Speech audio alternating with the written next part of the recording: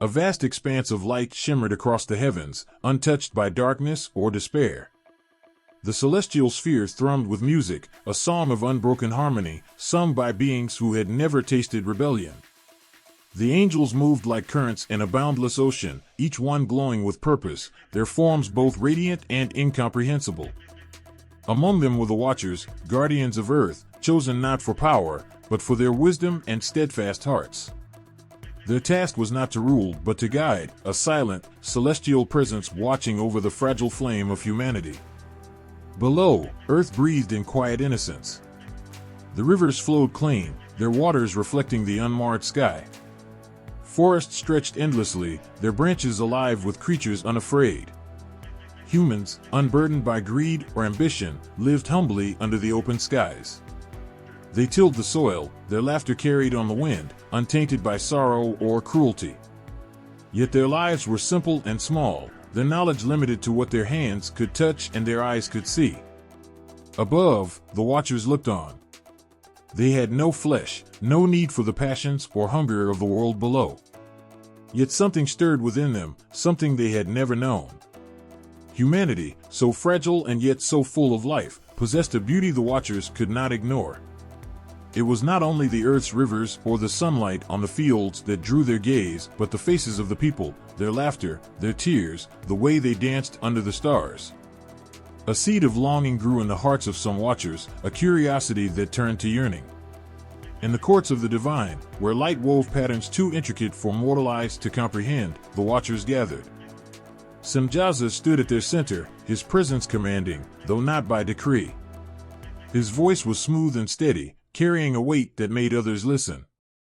He had watched humanity longer than any of them, studied their struggles, their fleeting moments of joy. He spoke of their potential, of the things they could become if only they were not so confined by ignorance. "Do you not see their suffering?" Semjaza asked, his words rippling through the assembly like a pebble dropped in still water. "They stumble in darkness, bound by limitations they cannot escape. We have the power to guide them, to teach them what we know. Should we withhold such gifts?"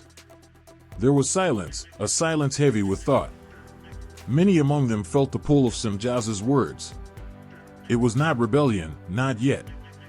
It was compassion, a desire to lift humanity from its smallness. But others hesitated, sensing something beneath his reasoning, a shadow they could not name. A voice broke the stillness, soft but resolute. "We were not made to interfere. We guide without altering, observe without taking what is not ours to take."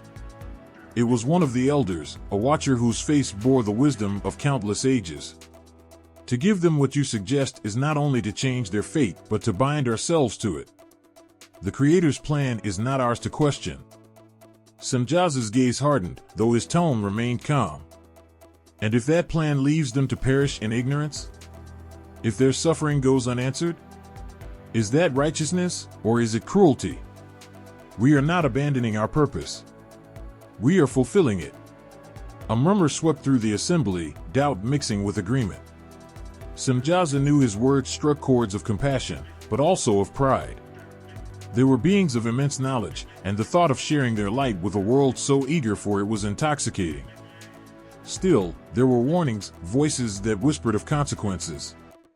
"This will bind you to earth," said one Watcher, her form glowing faintly. "You will not only give them your knowledge, but your essence. You will become part of them, and they of you. Have you considered what that means?" Semjaza dismissed the caution with a wave of his hand. What is risk compared to the chance to transform their world? They will rise above their frailties, become like us, bearers of wisdom and creators of beauty. It was then that he proposed the pact. "Let us bind ourselves to this purpose," he said. "Let us swear together, so no one stands alone in what is to come. If we descend as one." His words stirred the assembly to its core. The idea of unity, of shared destiny, was a powerful thing. Slowly, one by one, they nodded, their forms glowing brighter as they stepped forward. In the heart of heaven, they made their vow, their voices rising together in solemn promise. And so, the first crack appeared in the perfect harmony of the heavens, a fracture so small it seemed insignificant. but it would grow, spreading through the fabric of creation like a hidden flame. As the watchers prepared to descend, a strange stillness settled over the celestial halls, as though the heavens themselves were holding their breath. The air on Mount Hermon was heavy with an otherworldly stillness, as if the mountain itself understood the weight of what was about to unfold. Stars gleamed brighter than usual, their cold light spilling over the jagged peaks and casting long shadows across the earth. The silence was deafening, broken only by the faint sound of the wind as it whispered secrets to the ancient rocks. In that silence, figures began to appear, shimmering forms that seemed to flicker between light and substance, their presence both ethereal and undeniably powerful. One by one, they descended, their steps leaving no trace upon the ground. These were the Watchers, each more radiant than the last, yet burdened by a shared purpose that dimmed their glow. At the forefront stood Semjaza, his countenance fierce and his eyes burning with a mix of conviction and uncertainty. He had called them here, to this solitary place, far from the gaze of heaven, far from the trembling innocence of humanity below. The Watchers gathered in a circle, their numbers vast yet unified by a single unspoken understanding. Their forms radiated a light that could not be seen by mortal eyes, but among themselves, that glow now seemed fragile, flickering like a candle caught in a draught. Semjaza raised his hand, his voice breaking the silence with a resonance that shook the very ground beneath them. "Brothers, we stand on the edge of a decision that cannot be undone." His words hung in the air, sharp and clear. "We have watched them, these mortals, so full of potential, yet so bound by ignorance. We have seen their struggles, their suffering. And we know what must be done." A murmur rippled through the assembly. The Watchers had heard these words before, in the celestial halls above, but here, on this mountain, they carried a new weight. The vastness of the heavens seemed far away, and the nearness of the earth pulled at them, grounding them in ways they had never felt. "We were given the task of guiding them," Semjaza continued, his voice steady but tinged with an edge of defiance. "Yet what is guidance without action? What is wisdom if it remains locked away, unreachable to those who need it most? To withhold what we know, what we can give, is not divine justice, it is cruelty." Some of the Watchers nodded, their expressions unreadable, but their glow seemed to dim further. Others looked away, their hesitation as palpable as the cold wind that swirled around them. They knew the cost of what Semjaza proposed. They had been created to observe, to guide from afar, never to interfere so directly. To cross that boundary was to risk everything, to sever themselves from the harmony of the heavens, to step into a world where their actions would ripple through time in ways they could not foresee. "And yet," Semjaza said, his voice softening, "this decision is not mine alone. If we do this, we do it together. Not one of us will bear this burden alone. Let us swear an oath, here and now, so that our fates are forever bound." The Watchers exchanged glances, their expressions etched with a mixture of resolve and doubt. There was a pause, a moment so charged it felt as if the mountain itself held its breath. Then one of them stepped forward, a being of luminous beauty whose name was Azazel. His presence carried a weight that matched Semjaza's, and his voice, when he spoke, was as calm as the surface of a still lake. "I will stand with you," Azazel said. "If this is the path we must walk, then let us walk it together. Let us share not only the glory of what we bring, but the guilt of what it may cost." Another Watcher stepped forward, then another, until the entire assembly stood shoulder to shoulder. Their forms, once radiant, seemed to flicker with an inner struggle, but their unity gave them strength. Semjaza nodded, his face unreadable, though his eyes betrayed a flicker of relief. "Then let us seal our pact," he said. "Let us make it unbreakable, so that none among us may turn back, no matter the weight of what is to come." He knelt, pressing his hands to the cold, unyielding earth, and one by one, the others followed. Their voices rose as one, their words ancient and binding, echoing across the mountain and into the vastness of the night. It was a solemn vow, spoken not in defiance, but in certainty. They swore to descend, to share their knowledge with humanity, to take the daughters of men as their own, and to bear whatever consequences their actions might bring. As their voices faded, a sudden gust of wind swept across the mountain, howling like a distant lament. The stars above seemed to dim, their light no longer as sharp, as if the heavens themselves had turned their gaze away. The watchers rose, their faces marked by a strange mix of determination and sorrow. They had bound themselves not only to each other, but to a fate that could never be undone. For a moment, the silence returned, heavier than before. The watchers stood motionless, their forms outlined by the faint light of the stars. Then Semjaza turned, his gaze fixed on the horizon where the earth stretched vast and unbroken before them. "It begins," he said, his voice barely more than a whisper, yet it carried through the assembly like a thunderclap. The watchers began their descent, their forms shimmering as they moved, leaving Mount Hermon behind. But the mountain remained, its stones heavy with the weight of their oath, its peaks forever touched by the echoes of their vow. The sky trembled with a quiet tension, an unseen force stirring the heavens. In the heart of creation, where the stars seemed closer and the air hummed with divine energy, the watchers gathered. Their forms shimmered with an otherworldly light, yet an unease shadowed their brilliance.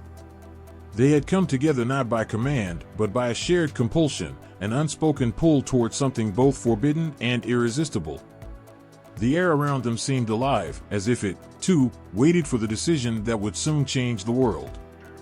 Semjaza stood at the center of the assembly. His presence was undeniable, his gaze sharp and filled with purpose. He had long watched humanity, studying their frailty and resilience.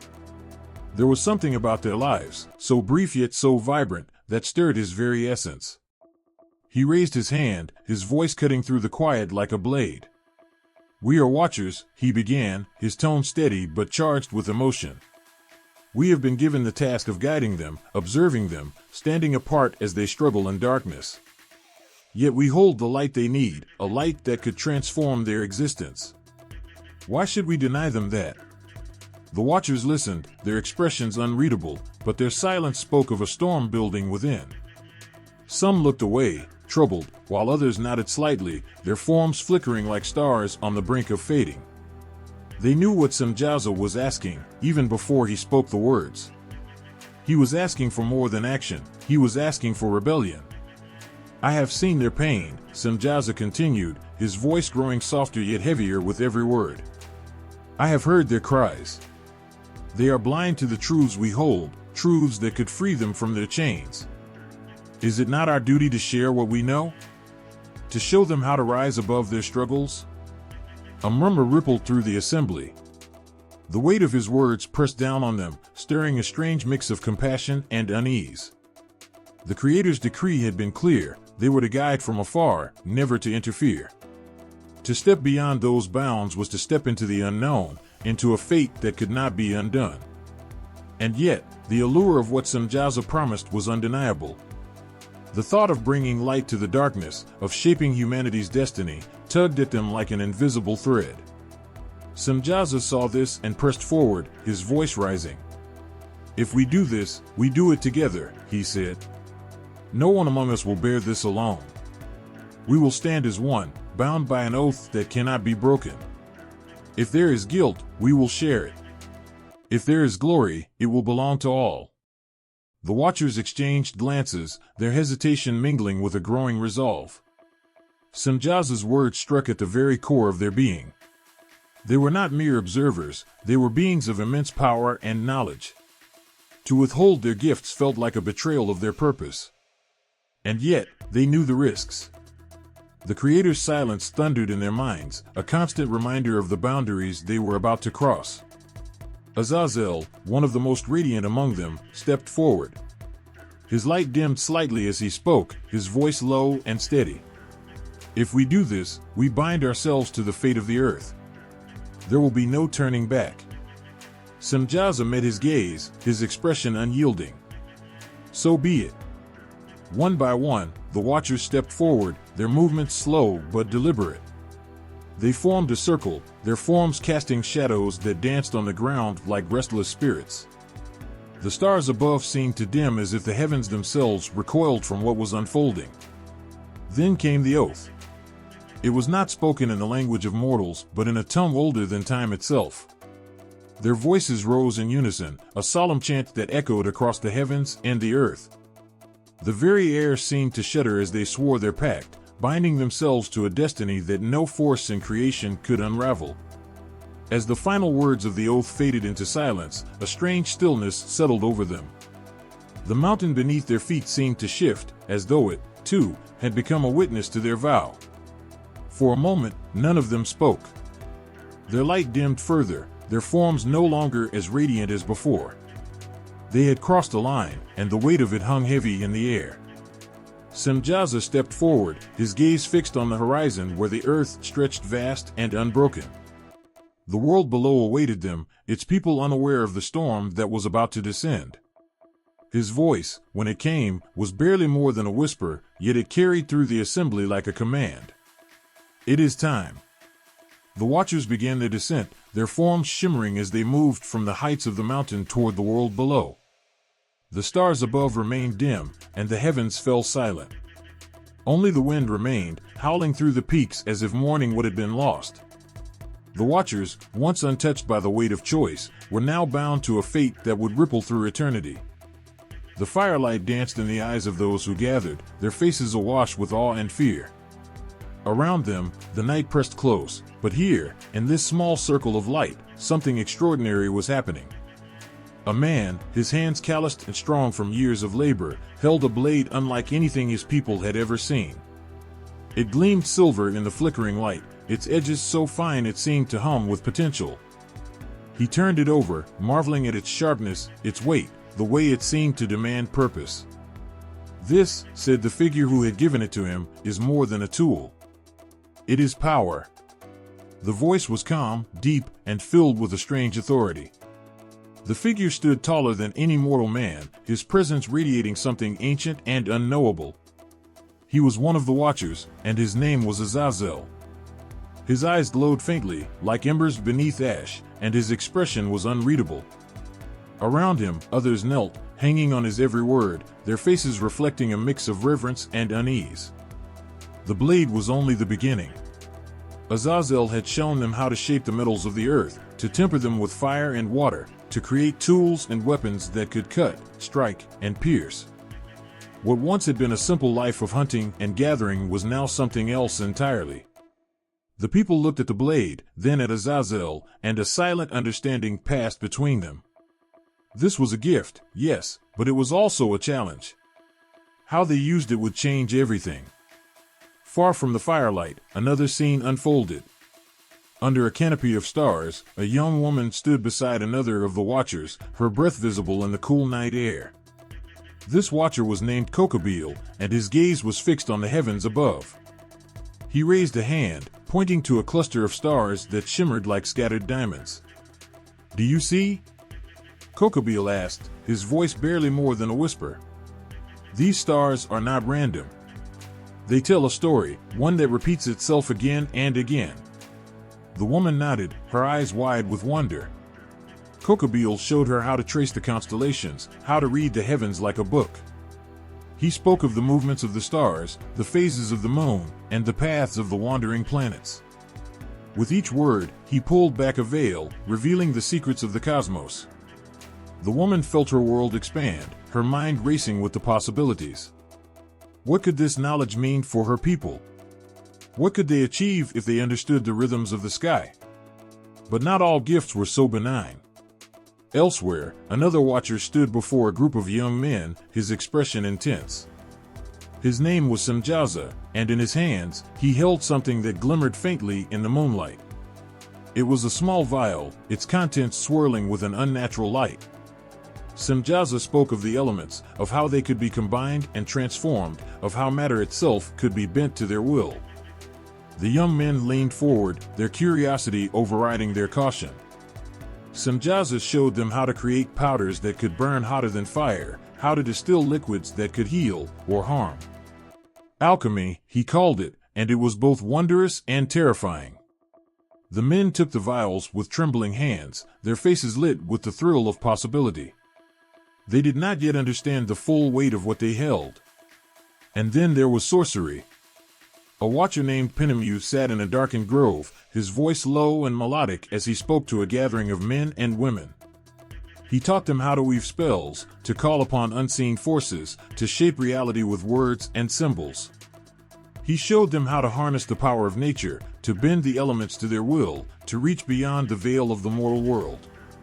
The people listened, their faces glowing with fascination. But with each word, a shadow seemed to grow among them. The knowledge Penemu offered was intoxicating, but it came with a price. To wield such power was to walk a fine line between creation and destruction, between life and death. The Watcher's gift spread quickly, rippling through the villages and tribes like wildfire. People marveled at their new tools, their newfound ability to shape the world around them. Crops grew taller and stronger under the influence of celestial knowledge. Weapons made from metal turned the tide in hunting and skirmishes, making their wielders nearly invincible. The stars became a map, a guide that revealed when to plant, when to harvest, when to prepare for the storms. But alongside the marvels came something darker. The weapons that could protect also became instruments of conquest. The knowledge of the heavens turned into a means to predict not only seasons but the movements of rival tribes. Sorcery bred fear and distrust, its practitioners both revered and shunned. Society began to shift, its foundations trembling under the weight of these gifts. Leaders rose to power not through wisdom or strength, but through the secrets they possessed. Tribes that had once lived in harmony began to eye each other with suspicion, their newfound tools sharpening old rivalries into open conflict. The simple lives of the people were gone, replaced by a world that was faster, more dangerous, and infinitely more complicated. And the Watchers watched. They moved among the people, their expressions unreadable as they saw the effects of their teachings. Some, like Azazel, seemed almost proud, their gaze steady and unflinching. Others, like Kokobeel, looked troubled, their light dimming as they realized the full extent of what they had unleashed. But none of them could undo what had been done. The gifts were out in the world now, spreading far beyond their control. The people had tasted power, and they would not let it go. The Watchers had come to lift humanity from its simplicity, but in doing so, they had sown the seeds of chaos. And somewhere, in the growing shadows, something darker stirred, waiting for its moment to rise. The golden light of the setting sun bathed the earth, casting long shadows across the fields where women worked, their laughter and song carried on the wind. To the Watchers, who stood unseen among the clouds, the sound was unlike anything they had known. It was not just the music but the life within it, the rhythm of human hearts, the pulse of mortal existence, that captivated them. They had watched these women from afar, their beauty blooming in the simplicity of their lives, untouched by the heavens yet radiant in their own way. One among the Watchers, Barakel, lingered longer than the others. His gaze settled on a young woman kneeling by a stream, her hands delicately weaving a garland of wildflowers. Her hair caught the sunlight, shimmering like threads of gold, and her laughter, soft and unguarded, sent a thrill through him. She was unlike anything he had ever known, so mortal, so fragile, and yet she possessed a strength he could not name. Barakel stepped closer, his heart aching with a longing he did not understand. He had watched her often, drawn by her quiet grace, her resilience. But this time, he felt something shift within him, something he could no longer resist. The boundaries between heaven and earth, between what he was and what he longed to be, began to blur. Semjauza, standing nearby, noticed the change in Barakel. He placed a hand on his shoulder, his voice low and measured. "You are not the only one who feels it," he said. "They are extraordinary." Barakel looked at Semjauza, searching for judgment in his gaze, but found none. Instead, there was an understanding, a shared recognition of the pull they could not escape. Around them, other Watchers had begun to gather, their eyes drawn to the daughters of men who moved with such effortless grace, their laughter like a siren's call. Semjauza's voice grew firmer. "If we are to act, we act together. None of us will stand alone in this." The Watchers nodded, their resolve hardening. It was not merely desire that bound them, it was the recognition of a new kind of union, one that promised to bridge the divide between heaven and earth. They would not just be Watchers, they would be part of this world, bound to it by love, by passion, by something deeper than either. When the Watchers descended, they came not as conquerors but as supplicants. They approached the women humbly, their otherworldly glow tempered by a gentleness that belied their celestial origins. The women, at first startled, were soon drawn to these beings whose eyes held the wisdom of ages, but whose touch was warm, whose words were soft and filled with reverence. Barakel knelt before the young woman by the stream, his hand trembling as he reached out to her. "I have watched you," he said, his voice barely above a whisper. "You are more beautiful than anything in the heavens." The woman's cheeks flushed, her eyes widening as she looked at him. She should have been afraid, but there was a sincerity in his voice, a vulnerability that disarmed her. Slowly, she reached out, her fingers brushing his, and in that moment, something unspoken passed between them. The unions that followed were unlike any mortal ceremony. The Watchers wove garlands of starlight and draped them over their chosen brides. They spoke vows in the ancient tongue, words that resonated with the very fabric of creation. The women, in turn, wove their own offerings, simple tokens of their love, but to the Watchers, they were treasures beyond measure. Under the canopy of the heavens, these unions were sealed. The Watchers, once bound only to the divine, now bound themselves to the earth, to its people, to its pain and joy. They did not just take the women as wives, they became part of their lives, sharing their burdens, their dreams. But these unions were not without cost. The mixing of divine and mortal bloodlines gave rise to children who were unlike any the world had ever seen. They were giants, both in stature and in spirit, their presence altering the very fabric of the earth.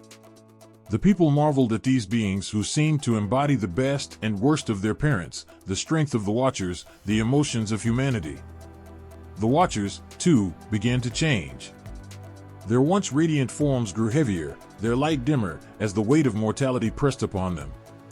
Yet they did not regret their choice. For the first time, they understood love not as a concept, but as something raw and real, something that bound them as surely as the stars bound the heavens. In the quiet moments, the women would sit with their Watcher husbands, tracing the lines of their faces, marveling at the strength and vulnerability that lay beneath their celestial exterior. And the Watchers, in turn, would hold their wives close, their hearts swelling with a love they could not have imagined, a love that made the vastness of eternity seem small in comparison. But as the days turned into years, the effects of these unions began to ripple outward. The earth itself seemed to groan under the weight of the giants, their laughter echoing like thunder, their footsteps shaking the ground. The people, once awed by the Watchers' gifts, now looked on their offspring with a mix of wonder and fear. And in the heavens, a shadow began to form, a quiet discontent that grew with each passing day. The Watchers, though bound by their love, could not escape the sense that they had set something in motion they could no longer control. They had crossed a line, not out of malice but out of longing, and the consequences of that choice were unfolding in ways they had not foreseen. Yet, even in their unease, they could not bring themselves to regret the love they had found, the families they had built. For in the eyes of their wives, in the laughter of their children, they saw a glimpse of something that even the heavens could not offer, a connection that was both fragile and eternal, a love that was worth everything. Even the cost. The cries of a newborn echoed through the valley, but this was no ordinary cry. It was deeper, louder, a sound that seemed to vibrate through the earth itself. The villagers nearby paused in their work, their hearts pounding as an unexplainable chill swept over them. The sky seemed darker, the air heavier, as if the world held its breath. In the quiet of her tent, a woman held her child for the first time. Her arms trembled, not with weakness but with awe. The child was enormous, his tiny hands already stronger than they should have been, his eyes gleaming with an unnatural light. He gripped her finger with surprising force, and she gasped, tears falling unbidden as she looked into his face. There was beauty there, yes, but it was otherworldly, a blend of something divine and something far too powerful for the mortal world. The father, one of the Watchers, stood at a distance, his face unreadable. He was both proud and afraid, his heart torn between the joy of creation and the weight of what he had brought into existence. He stepped closer, his massive form casting a shadow over mother and child, and knelt beside them. "He will be great," the Watcher said, his voice filled with both conviction and unease. stronger than any man, faster than the wind, unyielding like the mountains. The mother nodded, though her heart whispered a warning she could not yet understand. As the children of the Watchers grew, their size and strength became evident. By the time they were no more than a few years old, they towered over the other children, their strides long and their laughter booming. They could lift boulders as easily as pebbles, their hands capable of bending iron. The villagers watched in awe as these beings, whom they called the Nephilim, began to take on roles as protectors. They guarded the fields from predators, defended the villages from rival tribes, and their very presence seemed to bring a sense of safety. But with their strength came appetites that could not be satisfied. The Nephilim ate in quantities that astounded and alarmed those around them. Grain stores emptied in days, livestock herds dwindled, and the lush abundance of the land began to wither under the strain. The people whispered among themselves, but no one dared voice their fears aloud, not while the giants walked among them. The Nephilim, at first gentle and playful, began to change as they grew older. Their immense power, unchecked and unchallenged, started to twist their spirits. The villagers who once celebrated their strength now cowered before their demands. The Nephilim were not cruel, not at first, but their sense of entitlement grew with each passing day. What they wanted, they took, and their laughter, once a source of joy, began to carry an edge of menace. One day, in a village nestled at the foot of the mountains, a Nephilim named Enoch stepped forward to claim a young bull from the herd. The bull was the pride of the village, its strength vital for plowing the fields. A farmer, an older man with lines of wisdom etched into his face, dared to object. "Please, mighty Enoch," the farmer said, his voice trembling. "We need the bull for the harvest. Without it, we will starve." Enoch paused, towering over the farmer, his face unreadable. For a moment, it seemed as though he would relent. But then, with a sudden, terrifying swiftness, he seized the bull and hoisted it onto his shoulder. "You will find another," Enoch said, his tone dismissive. "The land provides." The farmer fell to his knees as Enoch strode away, his heart breaking not just for the loss of the bull, but for what the Nephilim had become. The Watchers watched all of this unfold, their hearts heavy with regret. They had hoped their children would be protectors, bridges between heaven and earth, but instead, they saw them slipping further into dominance and destruction. Yet the Watchers could not bring themselves to act.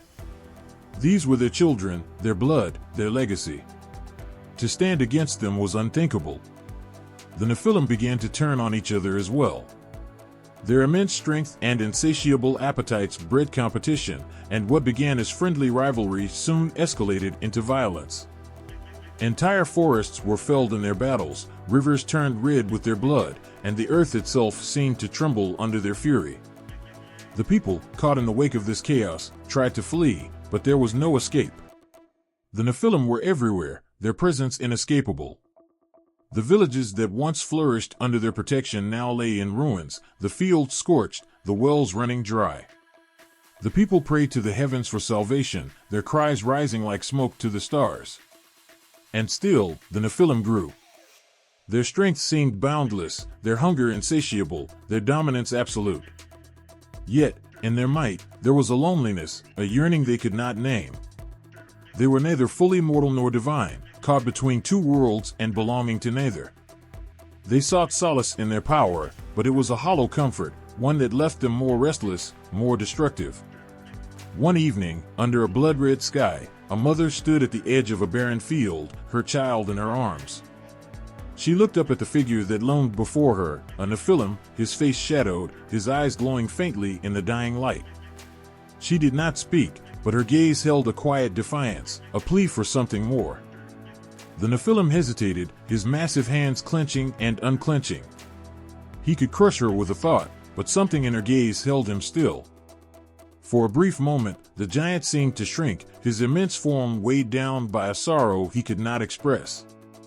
Then he turned and walked away, his footsteps leaving deep scars in the earth. The world, once vibrant and full of promise, now seemed darker, its harmony shattered. The Nephilim, born of love and divine ambition, had become a force of destruction, their initial glory fading into shadow. But the story was far from over, and the weight of what had been unleashed pressed heavily upon the earth. A great shadow fell over the lands, cast not by the rising or setting of the sun, but by the towering forms of the Nephilim. What had once been guardians and helpers now stood as rulers, their immense figures a constant reminder of their power. Villages that once thrived in peace now lay prostrate beneath the weight of their dominance. The Nephilim had claimed the earth as their own, carving out kingdoms with unrelenting force, their thrones fashioned from the bones of the past. In the center of one such kingdom stood a colossal throne, hewn from a single slab of obsidian, its surface jagged and dark as night. Upon it sat Ogias, one of the eldest and most fearsome of the Nephilim. His eyes, sharp as blades, scanned the throngs of mortals below him, who knelt in trembling silence. Around his neck hung a necklace strung with jewels stolen from the earth, each gem as large as a man's fist. His laughter rumbled like distant thunder as he raised his hand, signaling his subjects to offer tribute. Before him stood a family, mother, father, and child, bearing what little they had, a basket of fruit and a jug of milk. The child clung to his mother's skirts, his small face pale with fear as Ogias leaned forward, his immense form blotting out the sky. "Is this all you bring?" Ogias thundered, his voice shaking the ground. "Do you insult your God with such meager offerings?" The father, trembling, tried to explain. "Great One, the drought has taken much, the earth." "Silence!" Ogias bellowed, his fist crashing into the stone beneath him, splitting it like dry wood. The family fell to their knees, their pleas swallowed by the Nephilim's wrath. Behind Ogias, banners of crimson fluttered in the wind, bearing symbols of his dominion. These banners marked the borders of his kingdom, a realm of unrelenting power and cruelty. Across the earth, similar kingdoms rose, each ruled by a Nephilim, each vying for more land, more resources, more worship. They demanded not just tribute but reverence. Altars were erected in their names, and the people were forced to bow, their lives consumed by rituals meant to glorify their oppressors. Those who refused faced punishments too horrific to speak of. Fields were left untended as laborers toiled instead on grand monuments celebrating their rulers, statues so immense they cast shadows for miles. Yet, even in the midst of their cruelty, the Nephilim's hunger for adoration was insatiable. They declared themselves gods, greater than the stars, greater than the heavens themselves. They fashioned themselves as immortals, though their eyes betrayed a restless fear, an unspoken awareness of their own limits. In one kingdom, a Nephilim named Azazel ruled with a cunning as sharp as his sword. Unlike Ogias, who relied on brute strength, Azazel ensnared his subjects with promises of protection and prosperity, promises he had no intention of keeping. He held grand feasts, where mortals were invited to eat and drink alongside him, only to find themselves enslaved the next morning, their debts to their so-called god too great to repay. Azazel's court was a labyrinth of opulence, with walls inlaid with gold and jewels stolen from the farthest corners of the earth. But amid the splendor, the air was thick with unease. The mortals who attended his feasts knew they were walking a razor's edge, their every word and action subject to his unpredictable whims. One evening, as Azazel reclined on a couch draped in lion's pelts, he called forward a young musician. The boy, no more than 15, held a harp, his hands trembling as he plucked the strings. The melody was haunting, a song of sorrow and yearning, and for a moment, even Azazel's cruel heart seemed to falter. But then the boy made a mistake, a single wrong note, and Azazel's eyes darkened. He rose, his towering form casting the boy into shadow. Without a word, he seized the harp and smashed it to splinters, his laughter echoing through the hall as the boy fell to his knees, his tears soaking the cold stone floor. Across the lands, stories like these became the fabric of daily life. Villages whispered of Nephilim who turned rivers to blood when their offerings displeased them, who tore apart mountains in their quests for more riches. The earth itself seemed to groan under their reign, its beauty fading as forests were felled, rivers dried, and fields turned to dust. But it was not just the earth that suffered, it was the people's spirits. The hope that once burned brightly in their hearts was now a faint ember, buried under the weight of fear and despair. Families clung to one another in the shadows, their voices hushed as they prayed, not to the Nephilim, but to the heavens above, pleading for deliverance from the very beings who had once sworn to protect them. The Watchers, too, saw the devastation, their hearts heavy with guilt. They had envisioned their children as bridges between worlds, but now they saw only destruction and despair. Yet, bound by their love for their offspring, they could not intervene. They stood as silent witnesses, their once radiant forms now dimmed by the weight of their choices. As the sun set on another day of suffering, a group of villagers gathered in secret, their faces etched with determination. They spoke in whispers, their words trembling with both fear and resolve. They would no longer bow to false gods, no longer allow their lives to be consumed by the Nephilim's greed. It was a dangerous rebellion, one that could cost them everything, but in their hearts, they knew they had nothing left to lose.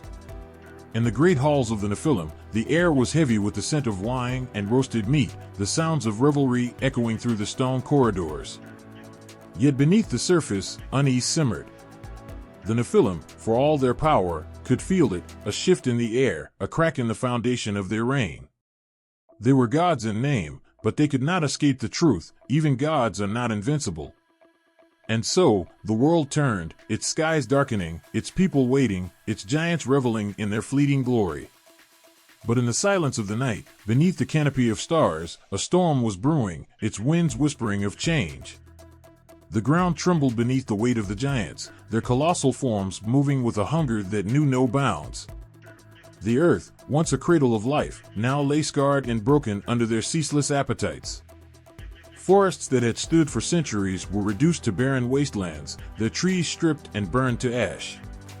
Rivers, once brimming with life, ran dry as the Nephilim demanded more and more to quench their endless thirst. The animals that had roamed freely now dwindled, their herds hunted to near extinction.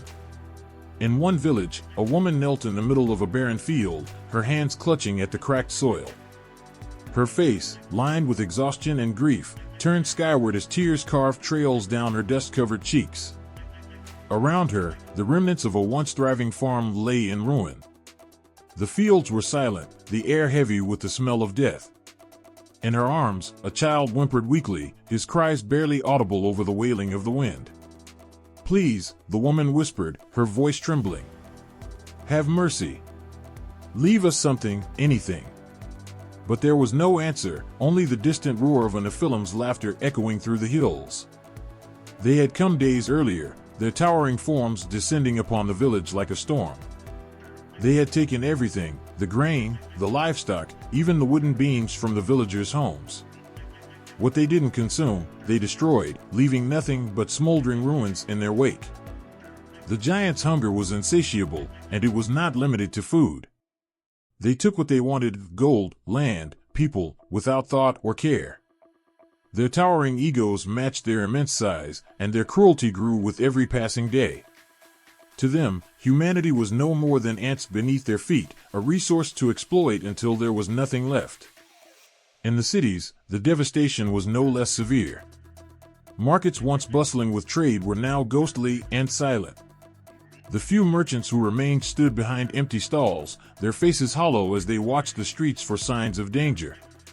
Children scavenged in the alleys, their small hands searching for scraps, their eyes wide with hunger and fear. Each day was a battle to survive, and the people whispered prayers that seemed to vanish into the void. As resources dwindled, desperation turned to violence. Neighbor turned against neighbor, families fought over the last scraps of bread, and communities that had once stood united were torn apart. Blood stained the ground, not only from the giants' wrath, but from humanity's struggle against itself. The giants watched from their thrones, indifferent to the chaos they had sown. To them, it was entertainment, a testament to their absolute power. But the earth could bear no more. Its rivers, once the lifeblood of civilizations, ran red with mud and blood. Its mountains groaned under the weight of destruction, and its skies grew dark with ash. The balance that had sustained life for millennia was shattered, leaving nothing but despair in its place. One night, beneath a sky lit by the cold light of the stars, a group of elders gathered in secret. Their faces were etched with sorrow, their eyes heavy with the weight of their people's suffering. They sat in a circle around a small fire, its flickering flames casting long shadows on the stone walls of the cave that sheltered them. "We cannot go on like this," one of them said, his voice breaking.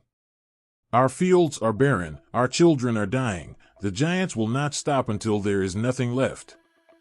Another elder, her hands clasped tightly in her lap, nodded. "We must call upon the heavens. Only they can save us now." There was silence for a moment, broken only by the crackle of the fire. They all knew the risks. To call out to the heavens was to admit their own powerlessness, to lay bare their suffering and hope for a mercy that might never come. But what choice did they have? The giants had taken everything, and with each passing day, the weight of their oppression grew heavier. One by one, they knelt, their heads bowed, their voices rising together in a plea that carried the raw pain of their hearts. They prayed for deliverance, for justice, for the strength to endure. Their words echoed through the cave, carried by the wind to the stars above. The Nephilim, in their arrogance, heard nothing. Their feasts continued, their laughter reverberating through the night as they reveled in their unchecked dominance. But the people's cries were not for them. They rose beyond the mountains, beyond the clouds, to a place the giants could not touch. And there, in the silence of the heavens, something began to stir. In another corner of the earth, a father sat by the dying embers of a fire, his young son asleep in his lap. The child's face was gaunt, his breath shallow, but he clung to life with a quiet determination that mirrored his father's own. The man stared into the darkness, his thoughts heavy with despair. He had lost everything, his home, his crops, his wife, but he had not yet lost hope. As he sat there, a memory came to him, unbidden but welcome. It was of a time before the giants, when the world had been green and full of promise. He remembered the sound of birdsong in the morning, the scent of wildflowers in the air, and the laughter of his son as he played in the fields. The memory was a balm to his weary soul, a reminder of what had been and what could be again. Quietly, so as not to wake the boy, the man began to hum a tune, a song his wife had once sung to their son. The melody was simple, its notes carrying a fragile beauty that seemed to push back the darkness, if only for a moment. It was a defiance, small but profound, against the despair that threatened to consume him. Across the land, others found their own ways to resist. A mother told her children stories of a time when the world was kind. A group of villagers shared their meager rations, refusing to let hunger strip them of their humanity. Even in the face of unimaginable suffering, the spirit of hope flickered, refusing to be extinguished. But the giants remained, their reign unchallenged, their appetites unquenched. They took and took, their greed knowing no bounds, until the earth itself seemed to cry out in pain. Famine spread like a shadow, and violence became the language of survival. The people's prayers grew louder, their voices rising in unison, a crescendo of desperation and longing. And far above, beyond the reach of the Nephilim's tyranny, those prayers were heard. A fire burned low in the heart of the forest, its flickering light casting shadows on the faces gathered around it. Tension hung in the air like the weight of a storm. Men and women, clad in ragged clothes and armor fashioned from scraps, huddled close, their whispers sharp and desperate. They spoke of rebellion, of striking back against the giants, of taking back the world that had been stolen from them. But not all voices carried the same conviction. Among them was Terran, a man with sharp eyes and a wary demeanor. His loyalty, like the flicker of the flames, wavered. He had seen what happened to those who defied the giants, entire villages razed, families crushed beneath their wrath. He clenched his fists, torn between the desire for freedom and the cold, hard truth that survival often demanded submission. Far from the hidden encampments of resistance, another gathering took place in a grand hall carved from stone. At the head of the table sat a giant, his form immense, his presence suffocating. Around him knelt humans, their heads bowed, their voices trembling as they pledged their loyalty. These were the collaborators, the ones who had chosen to align themselves with the Nephilim in exchange for power, protection, and wealth. One among them, a woman named Lysara, lifted her head. Her eyes were sharp, calculating. She wore the fine clothes gifted to her by the giant she served, and yet her heart held a bitter ache. Lysara had not chosen this path out of greed but out of fear. Her family had been starving, her home destroyed, and when the giants offered her a place in their courts, she had seen no other way. But the price of survival weighed heavily on her soul. That night, as she walked the corridors of the giant's stronghold, she thought of the stories her mother used to tell, tales of bravery, of standing up to the impossible. She wondered if those stories were anything more than lies. And yet, as she looked out across the valley and saw the fires of the resistance burning in the distance, something stirred within her. Meanwhile, in the villages and towns caught between these two worlds, ordinary people faced impossible choices. Among them was a young boy named Arion, barely more than 10 years old, who wandered the ruins of his home in search of food. He carried a rusted blade, too large for his small hands, but it gave him a fragile sense of safety. His parents had been taken by the giants, their fates unknown, and he was left to fend for himself in a world that no longer had room for the innocent. One day, Arion stumbled upon a group of rebels hiding in the woods. They took him in, fed him, and told him stories of their cause. Among them was a man named Kale, a leader with a scarred face and a voice that carried both hope and sorrow. Kale spoke to Arion of a future where the giants no longer ruled, where humanity could stand tall once more. But the boy saw the weariness in Kale's eyes, the way his hands trembled when he thought no one was looking. It was a heavy burden to bear, the weight of leading a resistance against an enemy so vast and powerful. As the days passed, Arion began to learn the ways of the rebels. They taught him how to move silently, how to defend himself, how to find strength even in the face of despair. But he also saw their struggles, their dwindling supplies, their constant fear of betrayal. Among their ranks were those who doubted, who whispered of surrender. And yet, there were others who burned with a fire that no amount of hardship could extinguish. In the depths of a cavern hidden by cascading waterfalls, a different kind of meeting took place. Here, a small group of humans and giants sat together, their voices low but urgent. These were the outcasts, those who had turned their backs on the cruelty of the Nephilim's reign. Among them was a giant named Orin, his once proud features marked by regret. Orin had been a warrior, a commander in the Nephilim's armies, but the cries of the innocent had haunted him. Now, he sought redemption, though he knew it might cost him everything. Beside Orin sat Mira, a healer from a nearby village. She had joined the outcasts after her family had been slaughtered, her heart hardened by loss, but still willing to fight for what remained. Mira and Orin spoke of alliances, of finding others who would stand with them against the tyranny of the giants. But trust was a fragile thing, and even among the outcasts, there were those who questioned whether peace between humans and giants could ever truly exist. In the cities under the giants' control, whispers of rebellion began to spread. There were those who, inspired by the resistance, began to sabotage the Nephilim from within. A blacksmith refused to forge weapons for the giants, knowing it might cost him his life. A servant poisoned the wine of a cruel Nephilim lord, her hands trembling as she carried the cup. Acts of defiance, small and large, rippled through the populace, each one a spark in the growing fire of resistance. But with every act of rebellion came the threat of retaliation.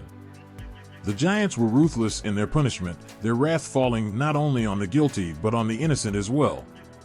Villages were burned, captives were taken, and fear spread like a shadow over the land. Yet even in the face of such terror, humanity's spirit refused to be extinguished. In one such village, a girl named Elira watched as her father was dragged away by the giants. She stood frozen, her heart pounding, her fists clenched. She had always been told to stay quiet, to obey, to survive. But something within her broke that day. As the giants disappeared into the distance, she turned and ran toward the forest, toward the flickering light of the rebels' fires. She would not stay silent any longer. The world had become a patchwork of alliances and betrayals, of hope and despair. Some humans chose the path of submission, believing it was the only way to survive. Others took up arms, their courage fueled by the belief that a better world was still possible. And among the giants themselves, cracks began to form in their unity, as those like Orin questioned the cost of their domination. In the midst of it all, lives intersected. Terran, torn between survival and resistance, Lasara, struggling to reconcile her choices with her conscience, Arion, finding his place among the rebels, and Illyra, discovering her voice in a world that tried to silence her. Their paths were woven together by the threads of conflict and hope, their stories a testament to the resilience of the human spirit. And as the fires of rebellion burned brighter, a question lingered in the hearts of all who fought: could they truly stand against the giants? Or would the cost of their defiance be too great to bear? The heavens were heavy with silence, a silence that carried the weight of something eternal and unyielding. The air shimmered with the brilliance of celestial light, too pure for mortal eyes to behold. At the heart of this divine radiance, three figures stood, their presence vast and commanding. Michael, the warrior, Gabriel, the messenger, and Raphael, the healer. Their forms radiated both beauty and power, their expressions solemn as they gazed upon the earth below. The sight before them was far from the pristine creation they once knew. The lands were scarred, rivers ran red with blood, and the cries of the oppressed rose like a dirge to the heavens. Once vibrant with life and harmony, the earth was now a place of chaos and suffering. The Nephilim had torn apart the balance, their monstrous appetites devouring everything in their path. Humanity, once a reflection of innocence, was now fractured, some bowing in fear, others rising in rebellion. Michael's voice broke the stillness, low and steady, yet carrying the force of 1,000 storms. They have broken the covenant. The Watchers, who were meant to guide, have chosen to corrupt. Their knowledge was not given to uplift, but to enslave. And their offspring are an abomination. Gabriel's gaze, piercing and sorrowful, shifted to the Watchers. Scattered across the earth, these once majestic beings walked among humanity, their forms twisted not by appearance, but by the shadows of their choices. They knew what they were meant to uphold, Gabriel said, his voice tinged with sorrow. And yet they fell. Love for power consumed them, and they gave themselves to darkness. Raphael, ever the healer, spoke last. His tone carried both compassion and lament. Even now, the cries of the innocent reach my ears. The earth groans beneath the weight of their sins. But what can be healed when the wound festers unchecked? A surge of wind, unlike any that swept the earthly plains, stirred the heavens. The voice of the Almighty resonated, not a sound, but a presence that filled every corner of existence. Time itself seemed to pause as the deeds of the Watchers unfolded before the archangels, each act illuminated in the fabric of divine memory. The day Semjaza had led the pact at Mount Hermon appeared. The fiery determination in his eyes, the unshakable resolve of those who followed him. They had believed they could offer humanity more knowledge, more power, more choice. But with each gift, the purity of their intent had decayed. The arts they taught had become tools of destruction. Their unions with mortals had birthed giants who claimed dominion over the world, spreading suffering wherever their shadows fell. One by one, the faces of the Watchers were revealed in this divine reckoning. Azazel, who had introduced weaponry, stood accused of arming humanity not for defense, but for war. The bloodshed he had enabled stretched across the timeline of existence, every drop of it staining his celestial essence. Shamhazai, who had taught enchantments and the art of seduction, now bore the weight of broken souls ensnared by his knowledge. Every Watcher's deeds were laid bare, their once brilliant light tarnished by their transgressions. Michael's fist tightened, the flames of righteous fury igniting in his eyes. They defied the heavens and desecrated the earth. The order must be restored. His wings stretched wide, their edges glinting like blades. Let them reap the judgment they have sown. Gabriel hesitated, his expression conflicted. And what of humanity? Many have fallen because of the Watcher's influence, but they are not without blame. How do we separate the misled from the defiant? The faithful from the corrupted? The question lingered, heavy and unanswerable in its simplicity. Raphael stepped forward, his hand resting on Gabriel's shoulder. The Almighty's wisdom will guide us. We are not to weigh every heart, but to carry out what is commanded. Again, the presence of the divine stirred, this time as a decree that resounded through the cosmos. The Watchers would be bound, their defiance met with eternal confinement. Their punishment was not vengeance, but the restoration of balance, a reminder that no one, not even those of celestial origin, could escape the consequences of their choices. Michael, Gabriel, and Raphael bowed their heads as the command solidified. The vision of what must be done filled their minds, the great abyss, dark and eternal, where the watchers would be cast. It was a place outside of time and creation, a prison that no force could breach. Below, the earth churned in turmoil, oblivious to the judgment being prepared above. Humans prayed in their despair, their voices reaching the heavens in a cacophony of fear and hope. Some begged for deliverance, while others cursed the skies for their suffering. And amid the chaos, the watchers walked, feeling the stirrings of unease deep within their being. Though they could not see the heavens, they felt the weight of gazes upon them, the creeping dread of a reckoning long overdue. Semjaza, their leader, stood atop a high mountain, the wind whipping around him. He gazed down at the lands below, his expression one of conflict. For all his arrogance, a shadow of regret flickered in his eyes. He had not imagined it would come to this. What had started as a promise to uplift humanity had spiraled into ruin. Yet even now, pride held him fast, refusing to let him acknowledge the full scope of his failure. Azazel, in contrast, reveled in his defiance. Among the watchers, his corruption ran the deepest. He had embraced his role as a bringer of chaos, reveling in the destruction wrought by his teachings. He had no regret, only defiance, a belief that his actions had reshaped the world and that this reshaped world was stronger for it. But the judgment was not theirs to evade or accept. It loomed closer with each passing moment, the archangels preparing to descend. The heavens trembled with the gathering of their power, and the earth itself seemed to hold its breath, sensing that the tides were about to shift. Michael gripped his sword, its blade shimmering with divine fire.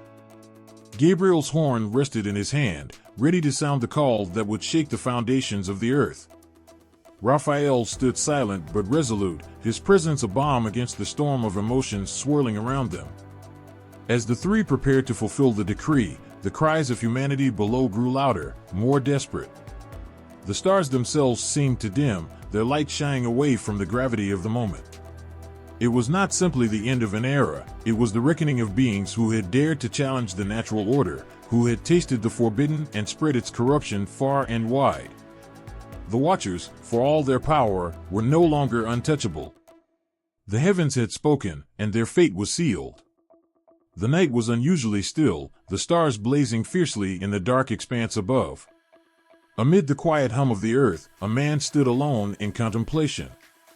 Enoch, a mortal of uncommon virtue, felt the weight of something vast pressing on his spirit. He was not a warrior or a king, nor did he wield great influence among his people.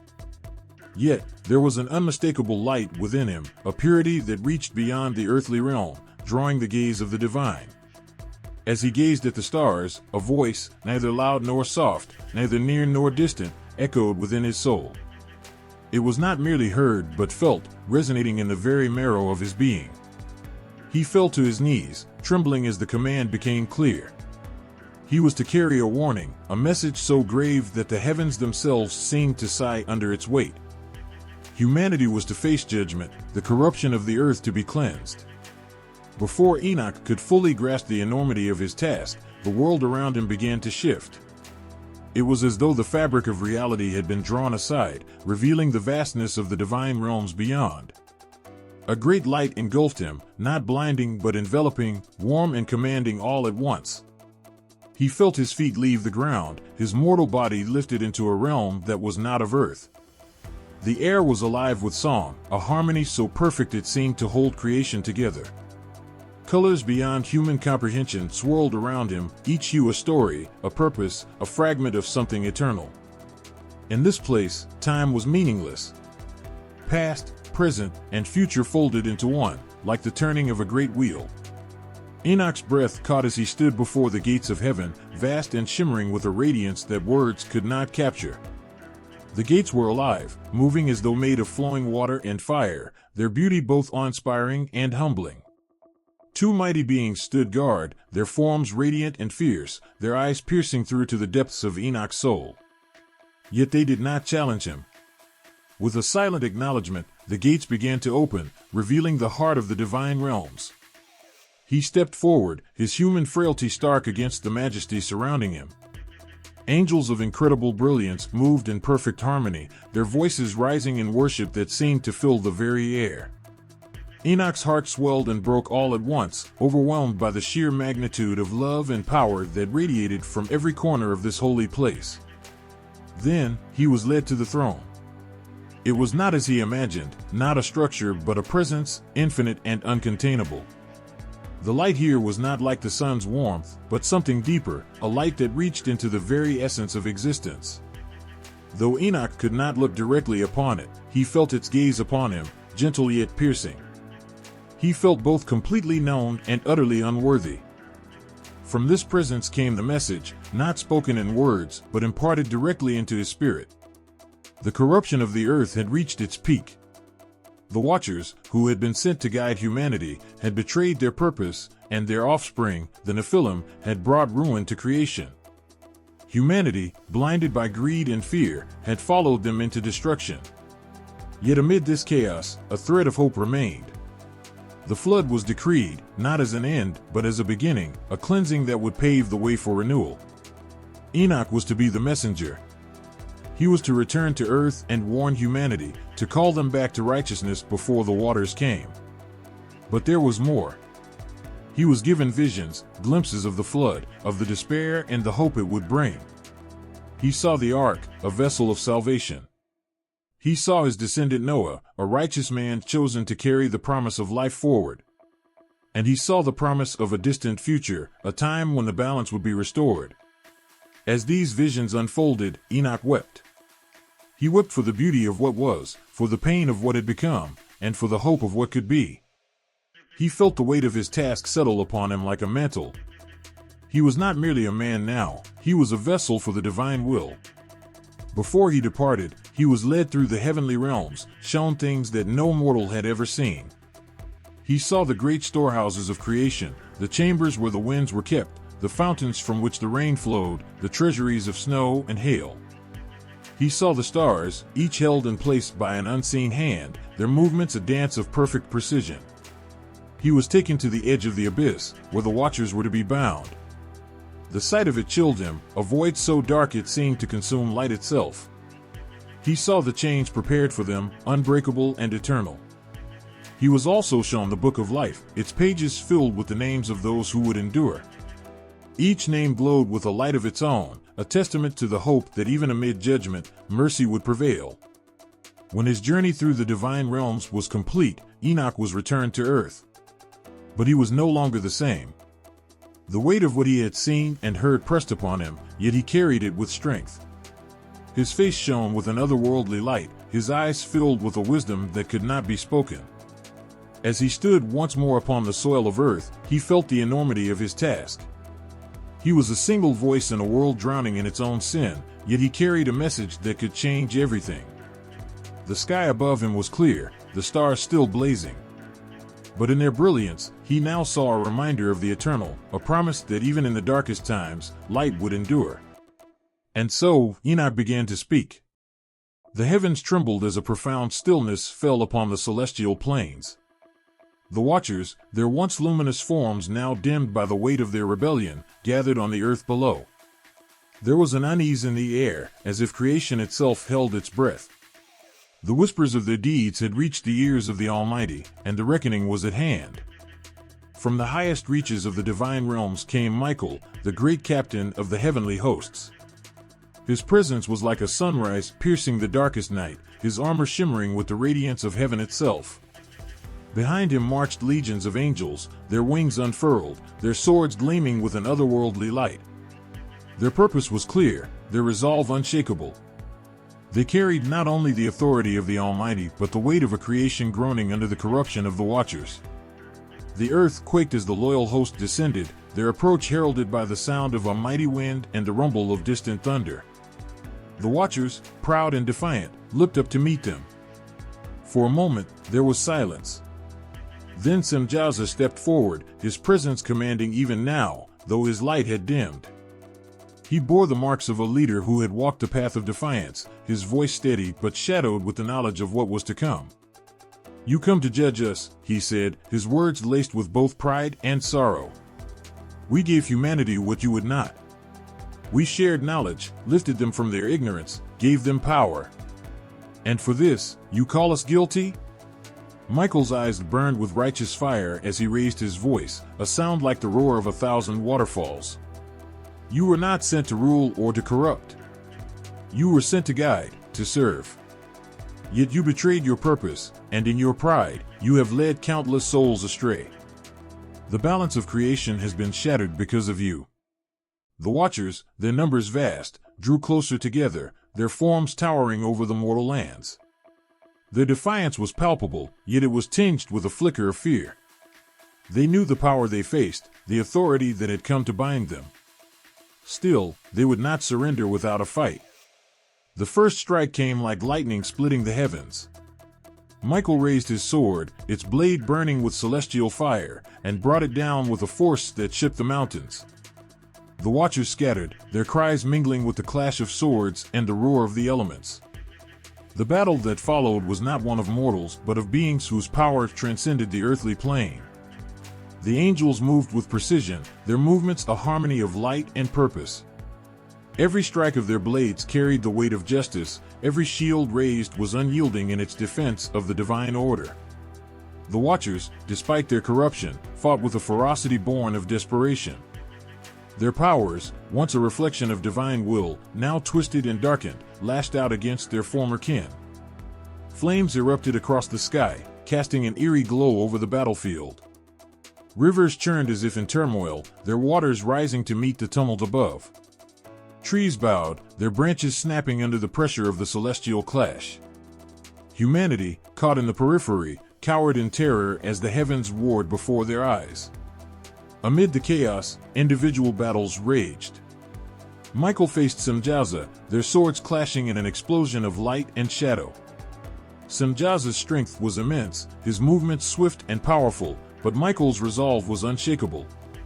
With each strike, Michael pressed forward, his voice ringing with the truth of his mission.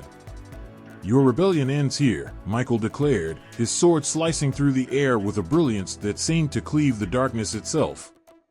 Nearby, Gabriel fought against Azazel, whose influence had spread the knowledge of warfare and weaponry among mankind. Azazel's form was fearsome, his armor etched with the symbols of his defiance, but Gabriel's grace and swiftness outmatched him. Each movement of Gabriel's blade carried a melody of hope and retribution, cutting through the chaos with unerring precision. One by one, the Watchers began to fall, their strength no match for the unwavering will of the heavenly host. Chains, forged in the fires of divine justice, were brought forth. These were no ordinary bonds, but creations of the Almighty, imbued with a power that no rebellious force could escape. The Watchers' cries echoed across the land as the chains encircled them, their defiance giving way to the crushing weight of their guilt. As the last of the Watchers was bound, the ground beneath them began to shift. A great chasm opened, its depths darker than the night sky, a void that seemed to pull at the very fabric of existence. It was the abyss, a place of torment and imprisonment, prepared for those who had turned from the light. The Watchers, once proud and radiant, were cast into its depths, their forms disappearing into the darkness. The earth groaned as the chasm sealed, leaving only silence in its wake. The battlefield, once alive with the sounds of war, now lay quiet. The angels stood victorious, their weapons lowered, their expressions solemn. There was no triumph here, only the fulfillment of justice. Michael looked to the heavens, his voice lifted in a prayer of gratitude and resolve. The task was not yet complete, for the corruption of the Watchers had left scars upon the earth that would take generations to heal. As the angels ascended, the sky seemed to clear, the stars shining once more with their ancient brilliance. But the memory of the battle remained etched into the land, a reminder of the cost of defiance and the enduring strength of the divine will. The ground trembled under the weight of their footsteps, each step a reminder of their immense power. The giants, towering over mountains and trees, were forces of nature themselves, beings of unimaginable strength born from the union of the divine and mortal. They had once been protectors, revered as near gods among humans, but their insatiable hunger for dominance had turned them into tyrants. Their colossal forms loomed over cities they had crushed, and their mighty hands held the artifacts of civilizations they had plundered. But the heavens could no longer bear their existence. The cries of the oppressed had reached the divine, and the time had come for justice. The first strike came without warning. A celestial host, shining with the purity of the stars, descended upon the earth like a storm. Led by the archangels, their presence was overwhelming, their forms blazing with light that pierced even the darkest corners of the giants' domains. Their weapons, forged in the heart of heaven, gleamed with unrelenting brilliance, each blade and spear imbued with the strength of righteousness. The giants, though massive and terrifying, were not invincible. They roared in defiance as they saw the radiant beings approaching, their voices shaking the very skies. Their massive fists clenched around ancient weapons, forged from the knowledge given to their forebears by the Watchers. These weapons, powerful as they were, paled before the might of the celestial host. The first clash erupted like a volcanic explosion. A giant, his head brushing the clouds, swung a massive club of iron and fire toward the advancing angels. Michael, his sword burning brighter than the sun, leapt forward, deflecting the blow with an earth-shattering clang.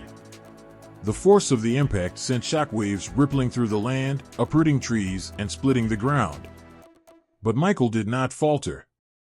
With a mighty cry, he brought his blade down upon the giant, cleaving through its weapon and striking true.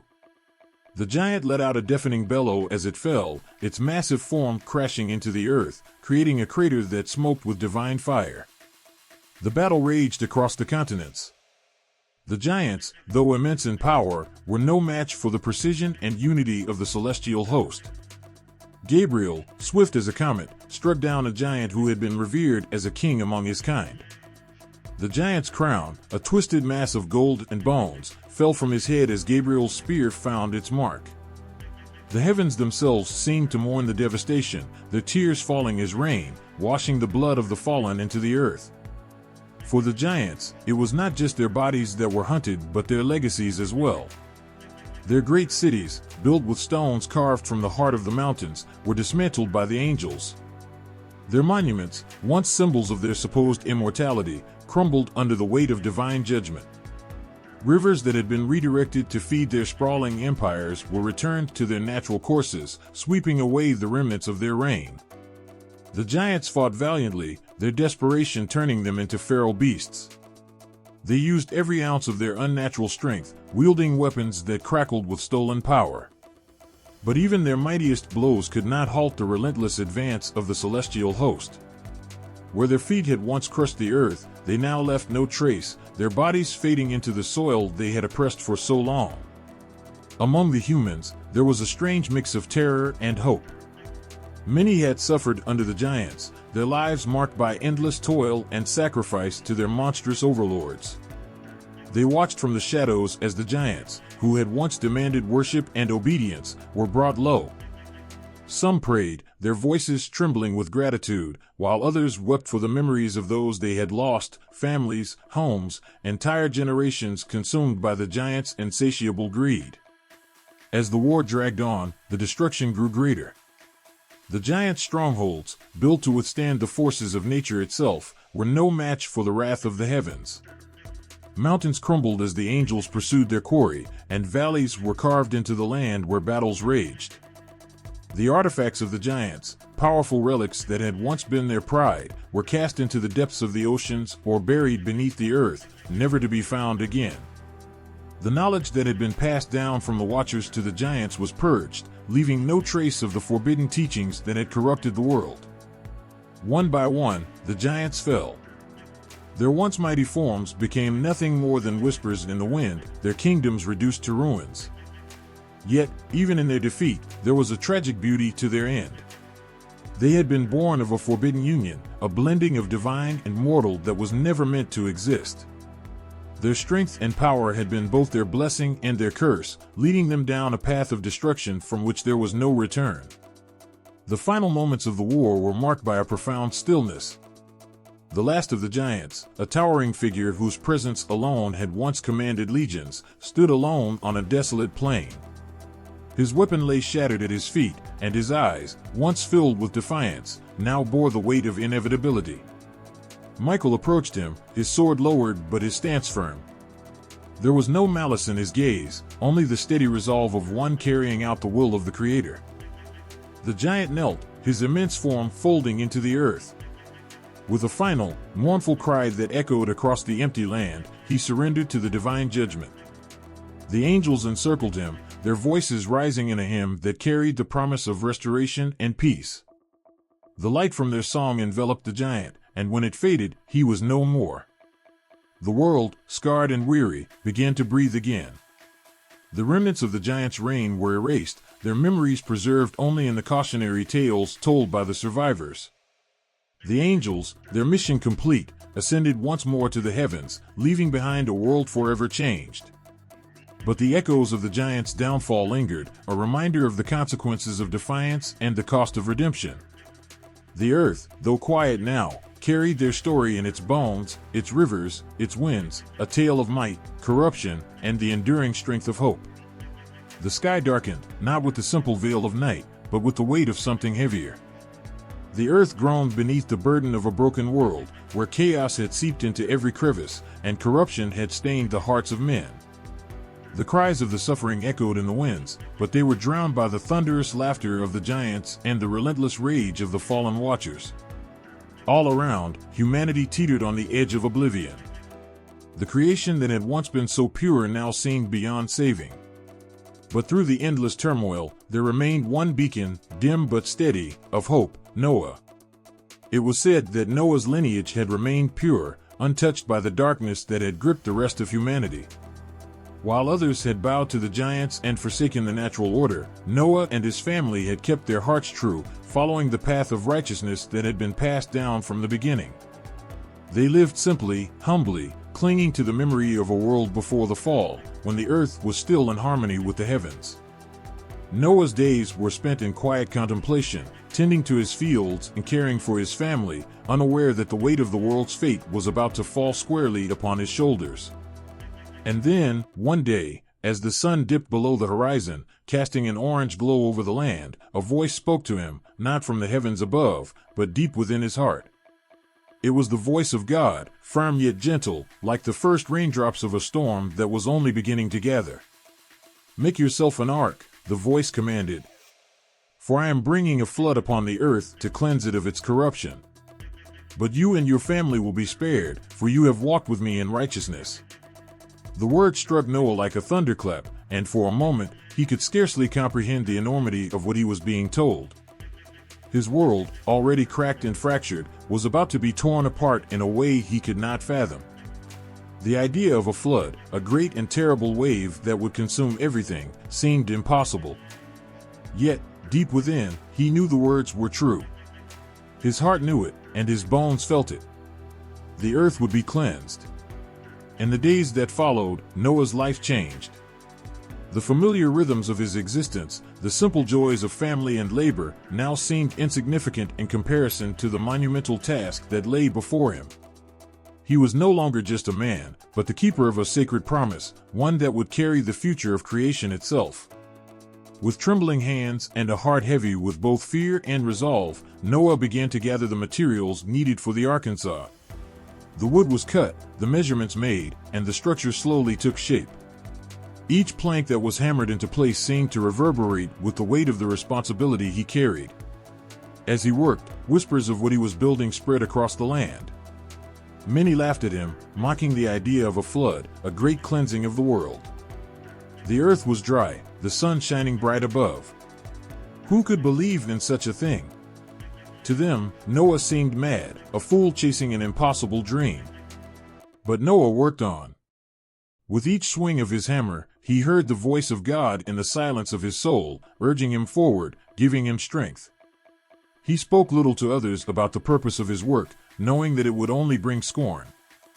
His family, his sons and their wives, helped, each of them touched by the same quiet conviction that Noah carried. They too understood the weight of the coming storm, and together, they labored, side by side, building the ark that would shelter them from the end of the world. As days turned into weeks and weeks into months, Noah began to see the signs. The skies above him grew darker, and the winds began to shift. The earth itself seemed to be holding its breath, waiting. The animals, strange and wild, began to appear. From the smallest ant to the largest lion, they came to Noah, one by one, drawn inexplicably to the ark he had built. They walked in pairs, their eyes wide with an ancient understanding that went beyond mere instinct. Noah's heart grew heavy with each passing day, knowing that the flood was close. He had not seen the water yet, but he felt its coming, like a storm gathering in the distance, creeping ever closer. It was as though the very air was thick with the weight of what was to come. The ground seemed to tremble beneath him, as if it too knew the earth-shaking judgment that was about to fall. The day finally came when the last of the creatures had entered the ark, and the door was sealed. Inside, Noah and his family stood, their hearts full of fear, but also hope, a hope that perhaps they were part of something greater, something that could save the future of mankind. The skies above were now a deep, ominous gray, the wind howling as if nature itself was crying out in anticipation of the flood. And then, as the first drops of rain began to fall, Noah understood. The ark, this strange and massive vessel, was not just a place of survival, it was a vessel of redemption, a bridge between the world that had been and the world that would rise again. He had been chosen, not because of his strength or his greatness, but because of his purity, his unwavering belief in a God that had not abandoned him, even in the face of such overwhelming darkness. The waters came quickly, as if the heavens themselves had opened their gates. Torrential rains poured from the sky, and the earth shook as the seas rose, swallowing everything in their path. The cries of those left behind, those who had scoffed and mocked Noah, echoed in the wind, but they were soon drowned out by the roar of the water. Inside the ark, there was silence, save for the soft sounds of the animals stirring, the quiet breathing of Noah's family, and the heavy, rhythmic beat of the rain against the wooden walls. Time seemed to stretch, as if the world itself was holding its breath, waiting for the storm to pass. Noah stood by the window of the ark, watching as the floodwaters surged higher, sweeping across the land he had once known. The world was changing. Everything was being washed away, but as he stood there, his heart remained steadfast. He had done as he was asked. He had built the ark, and now he would wait for the world to be cleansed and reborn. The earth shook beneath their feet. The ground seemed to pulse with the fury of giants, each step reverberating through the land like a thunderclap. The once mighty Nephilim, those towering sons of the Watchers and the daughters of men, stood on the brink of annihilation. Their colossal forms, once a symbol of power and fear, were now a shadow of their former glory. Abandoned by the heavens, forsaken by the very beings that had created them, they had become beasts without masters, lost in a world that no longer had room for them. A silence had fallen over their great cities, once full of the sound of celebration, music, and war cries. Now, only the groaning of the earth and the distant echoes of a time long past filled the void. No longer did they command armies or demand the worship of mortals. Now, they fought for survival, not as conquerors, but as desperate, broken creatures clinging to a fleeting existence. The last of the Nephilim wandered, their strength fading, their purpose lost. They fought among themselves, torn by a thirst for vengeance and an overwhelming grief for what they had once been. Their towering forms clashed in violent rage, their fists striking the earth with such force that mountains trembled. They tore through what remained of their ancient cities, their weapons of destruction now only a reflection of their inner torment. Once gods among men, they were now the last remnants of a dying race, fading into oblivion, driven by an insatiable hunger for something they could no longer name. Among them, however, there was one who refused to surrender. A leader, fierce and unyielding, who stood taller than the rest. His eyes burned with a fire that had not been extinguished by the heavens. He was a king without a kingdom, but his will was as strong as ever. He was their final hope, or perhaps their final curse, a being forged in rebellion, willing to fight until his last breath. His name was known only to the winds, whispered in the forgotten corners of the earth. His followers, though few, revered him with a devotion born of desperation. He promised them power, power to defy the heavens, power to strike back at the very forces that had abandoned them. The giants rallied behind him, their spirits fueled by the promise of vengeance, by the need to assert their will over a world that had betrayed them. The skies, once clear and bright, now seemed to darken with their fury, thick clouds swirling above like an omen of the coming storm. In their eyes, there was a fire that could not be extinguished, a rage that had been stoked by years of isolation and loss. They had been cast aside, forgotten by both gods and men, and now they would make their final stand. As the leader of the Nephilim strode forward, his massive form silhouetted against the churning sky, his voice thundered across the land. He called to his people, rallying them one last time. His words were not those of a ruler begging for mercy. They were the words of a godless king who had come to claim his destiny. He spoke of defiance, of rising against the heavens, of reclaiming their place among the stars. There was no fear in his voice, only an all-consuming need for revenge. The world had taken everything from him, and now he would take it all back. The battle that followed was unlike any the world had ever seen. The heavens themselves seemed to hold their breath as the Nephilim prepared to rise up against the celestial order. The leader of the giants led his army with a fury that shook the heavens. His strength was unmatched, his rage unparalleled, and for a brief moment, the celestial beings who had watched over humanity trembled. The very air crackled with energy as they prepared to defy the gods themselves. The battle raged across the heavens, the Nephilim and the divine warriors clashing in a storm of steel and power. The leader of the giants fought with a ferocity born of his desire to reclaim what had been stolen from him, and for a time, it seemed as if he might actually prevail. The heavens shook, and even the earth below trembled in fear.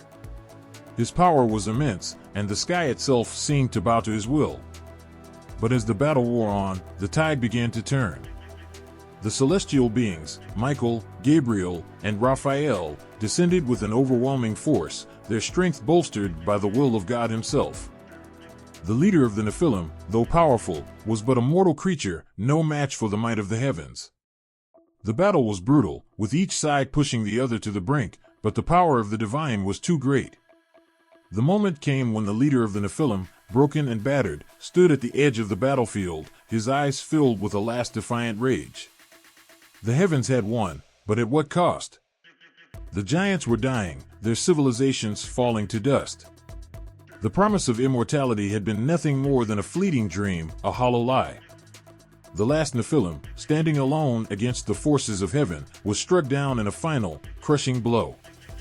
His body fell to the earth, his enormous form crumpling like a broken statue. The sky cleared, the storm of war dissipating, and a deep silence fell over the world. The last of the Nephilim had fallen, their civilization erased from the earth, their names forgotten in the winds of time. The leader, who had defied the heavens in a final act of desperation, was no more. His rage, his power, his dreams of revenge, all turned to dust. Yet, even in his final moments, as the blood of the Nephilim stained the earth beneath him, there was a sadness in his eyes. Not for the loss of power or for the death that awaited him, but for the realization that in the end, they were not gods. They were nothing but creatures, lost and alone, searching for a place in a world that had never truly been theirs. And as the heavens closed above him, one could almost hear the faint whisper of the wind, carrying with it the memory of a once great race, now silenced forever. The sky grew heavy, thick clouds swirling in a dark and ominous dance. The winds howled like the cries of forgotten souls, and the world, once bustling with life and dreams, held its breath. For centuries, the earth had been marked by the stain of the Watcher's influence, giants walking among men, their deeds corrupting everything they touched. The land itself had become poisoned, its rivers running with the bitterness of sin, its forests withering under the weight of violence and betrayal. But now, as the heavens themselves seemed to shudder, a great change was coming, a cleansing storm, a judgment that would wash away the corruption. The earth cracked open, as if it too felt the weight of what was to come. The ground trembled beneath the feet of those who remained, their faces a mixture of fear and disbelief. The flood had been foretold, but no one had believed it would come. The ark, towering and steadfast, floated above the rising waters like a symbol of hope in a drowning world. Inside, there was a quiet peace, a sanctuary, where Noah and his family sat in prayer, seeking comfort in their faith as the world outside fell apart. The first raindrops fell, heavy and thick, like stones upon the earth. The sky opened up, and the waters began to rise, slowly at first, but soon faster, relentless. The rivers, swollen beyond recognition, began to break their banks, flowing like rivers of fury, carrying with them the remnants of a world teetering on the edge. Trees, once tall and proud, were uprooted and swept away, their branches twisting and snapping like fragile bones. Mountains, that had stood for millennia, were submerged, their peaks disappearing into the ever-rising water. The flood was not just a storm, it was a reckoning, a force of nature sent to erase the stains of the past. Noah stood at the entrance of the ark, his hand on the massive door, feeling the pull of the waters as they surged against the sides of the ship.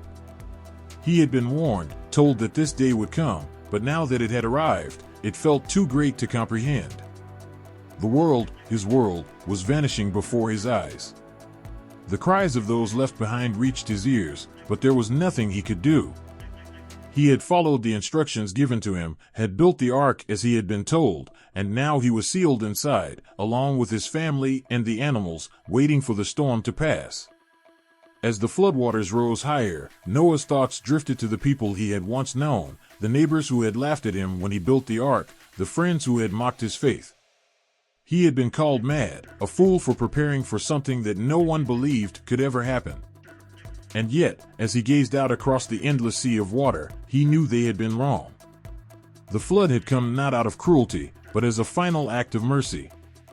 It was the earth's last chance for redemption, a chance to wash away the corruption that had taken root in every heart and every land. Inside the ark, the animals huddled together, some restless, others calm, as if sensing the significance of what was happening. The sound of the rain grew deafening, the thundering crash of water against the ship a constant reminder of the chaos outside. Yet within those walls, there was peace. Noah had always believed in the mercy of God, even when the world seemed lost. And now, as the floodwaters rose higher, he could feel that mercy enfolding him and his family, holding them in the calm of the storm. The world outside had become a sea of destruction, a mirror of the brokenness within it. The Watchers had come long ago, corrupting the earth with their power and their ambition, and the giants they had created had only deepened that corruption. Violence and bloodshed had spread like a sickness, poisoning the hearts of men and women alike. The flood was not just a judgment, it was a cleansing. The waters washed away the sins of a world that had lost its way, sweeping away the violence, the hatred, and the greed that had taken root in the hearts of all who had lived upon the earth. Noah felt the weight of that judgment pressing down on him, but he did not fear. In the face of such destruction, he clung to the hope that the earth would be made new again, that life would return in its purity, untainted by the darkness of the past. He knew that once the floodwaters receded, the earth would be ready for a new beginning, a fresh start for those who had been spared. And in that moment, Noah realized something profound, that the ark was not just a ship, but a symbol of divine mercy. It was a vessel that carried the promise of salvation, a promise that no matter how far the world had fallen, there would always be a chance for redemption. As the days passed, the flood raged on, the waters swallowing up everything in their path. The land had been wiped clean, as if the earth itself had been given a chance to be born anew. The flood had not been a punishment, but a rebirth, a way for the world to shed the weight of its sins and start over. The ark, floating above the churning sea, remained a symbol of hope and renewal, a promise that mercy would always find a way, even in the darkest of times. The rain continued to fall for 40 days and 40 nights, each drop a reminder of the judgment that had come to cleanse the world. Yet, in the midst of the storm, Noah and his family held onto the faith that had brought them this far. The ark was their refuge, a safe haven in the midst of the chaos, and they would wait, knowing that when the waters finally receded, they would be part of the new beginning that awaited them. And then, as suddenly as it had begun, the rain stopped. The winds calmed. The waters began to recede, slowly at first, but then faster, as if the earth itself was breathing again. The ark floated gently, rocking on the waves, as Noah and his family stepped outside, gazing at the world that had been washed clean. The earth was silent, the air crisp and fresh, as if nature itself was waking from a long, troubled sleep. Noah looked out over the vast landscape, a world that had been broken but now held the promise of a new beginning. The flood had come as a cleansing, and now, with the earth washed clean, there was hope that the world could heal. And as the sun broke through the clouds, casting its light over the earth, Noah knew that, despite the destruction, despite the flood, the world had been given another chance, a chance to live in peace, to live in harmony with the earth and with one another. The mercy of God had been shown, not in sparing the earth from judgment, but in the promise that after the storm, there would always be a chance for redemption. And with that, Noah and his family stepped into the new world, their hearts full of hope, knowing that the ark had been more than just a shelter from the storm. It had been a symbol of divine mercy, a reminder that even in the darkest moments, there is always the possibility of new life. The world was quiet after the flood, too quiet. The roar of the waters had subsided, and the skies, once filled with the heavy scent of rain, were now still. Yet, beneath the surface of this newfound peace, a restlessness lingered, something unspoken, unbidden. The spirits of the giants, those Nephilim who had once walked so proudly upon the earth, had not perished with their bodies.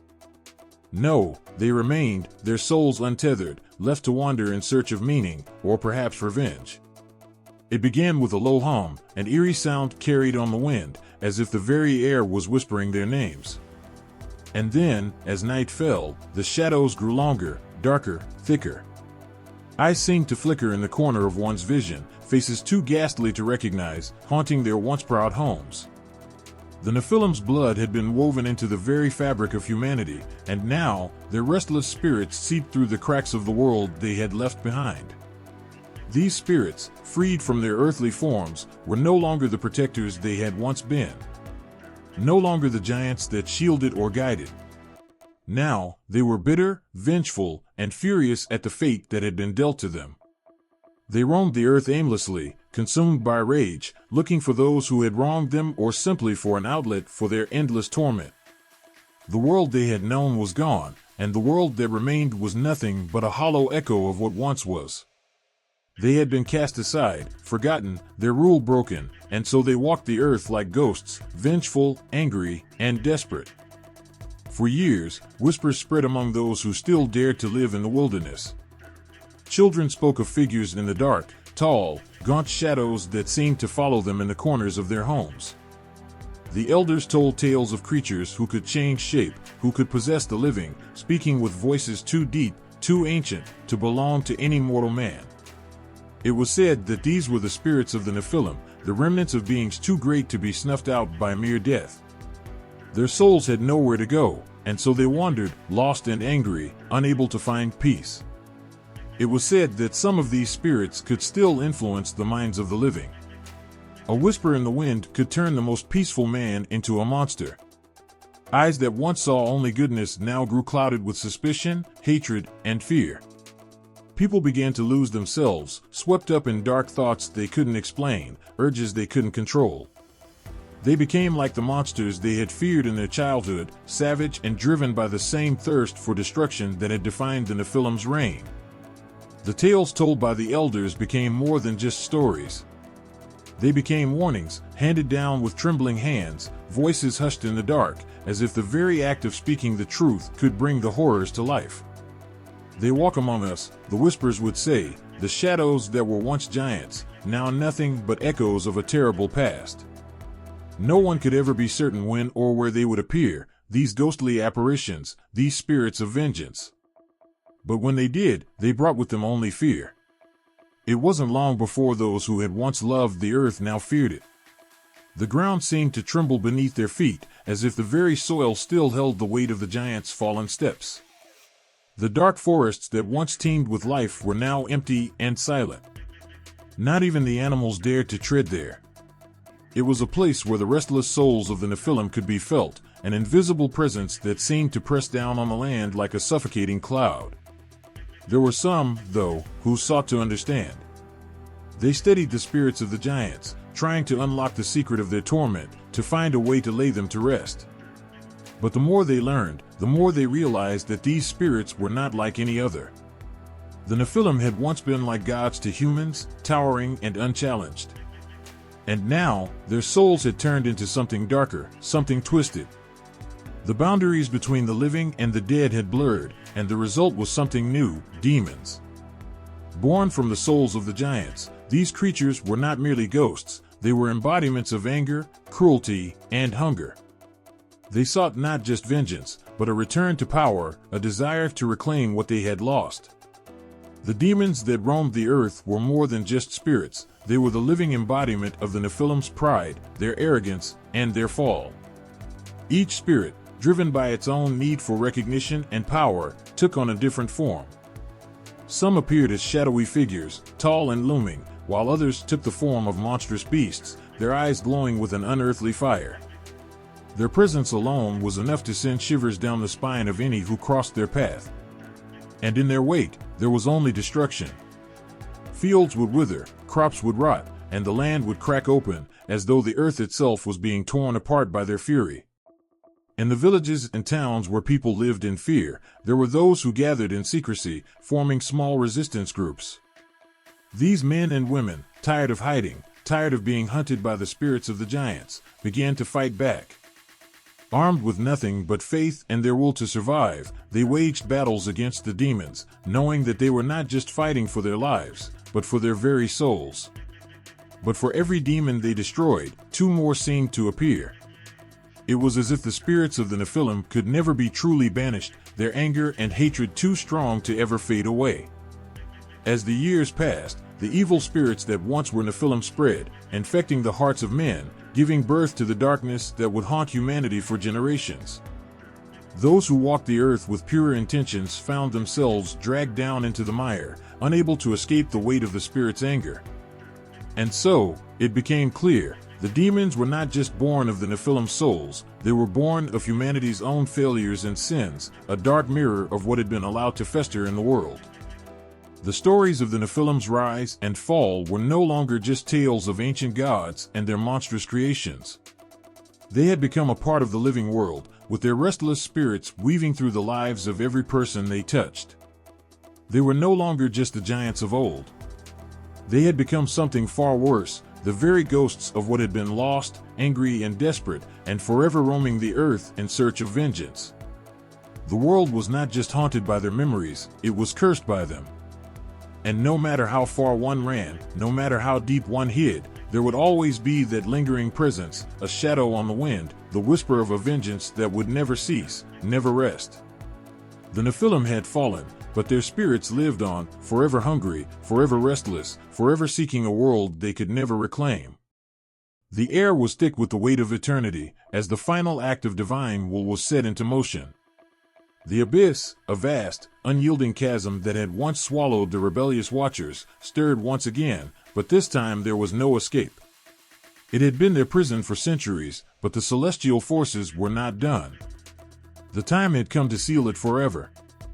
Raphael, the archangel of healing and restoration, stood before the dark maw, his hands raised in prayer and power.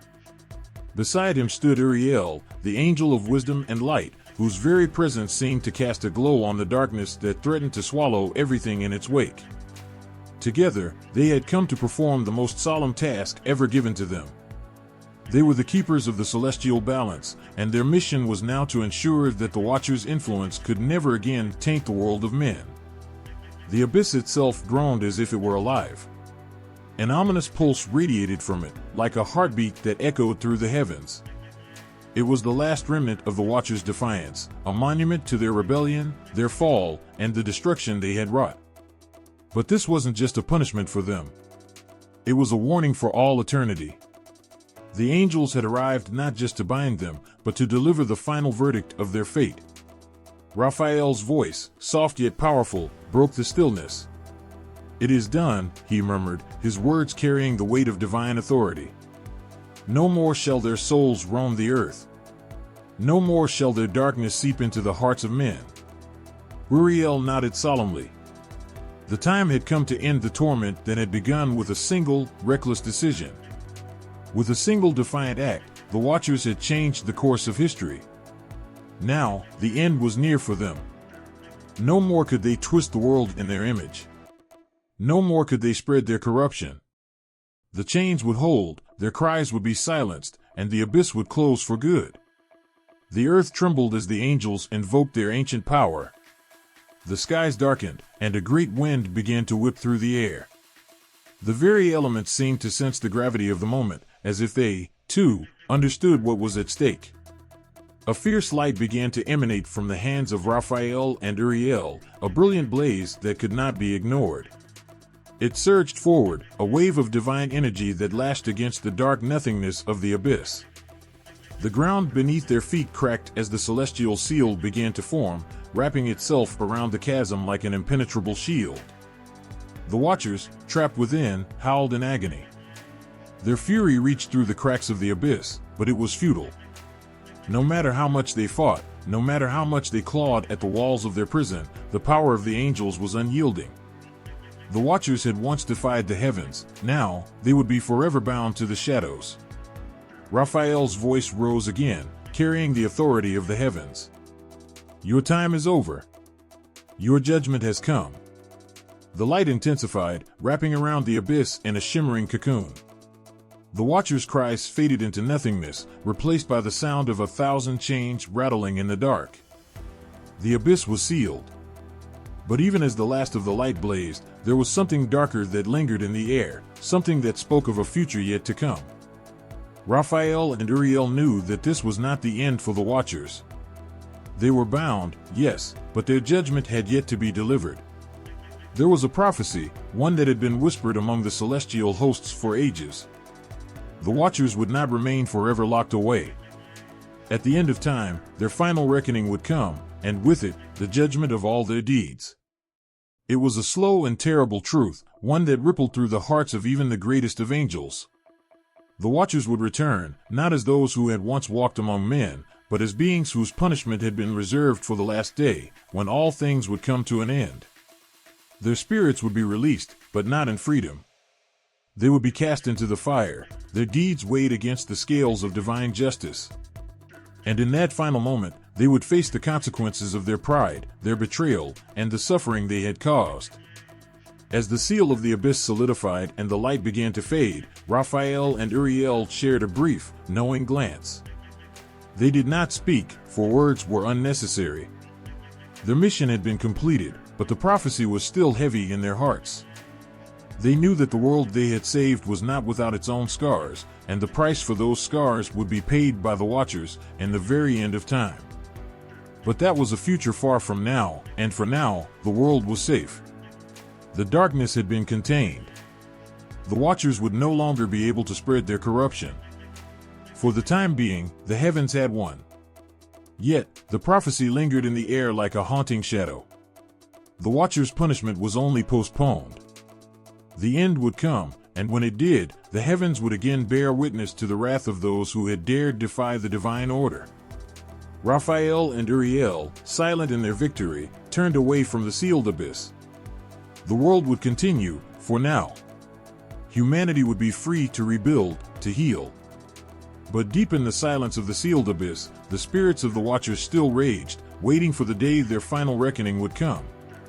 Until then, the angels would remain vigilant, guarding the seal, waiting for the day when they would once again stand before the forces of rebellion, and when the final judgment would unfold.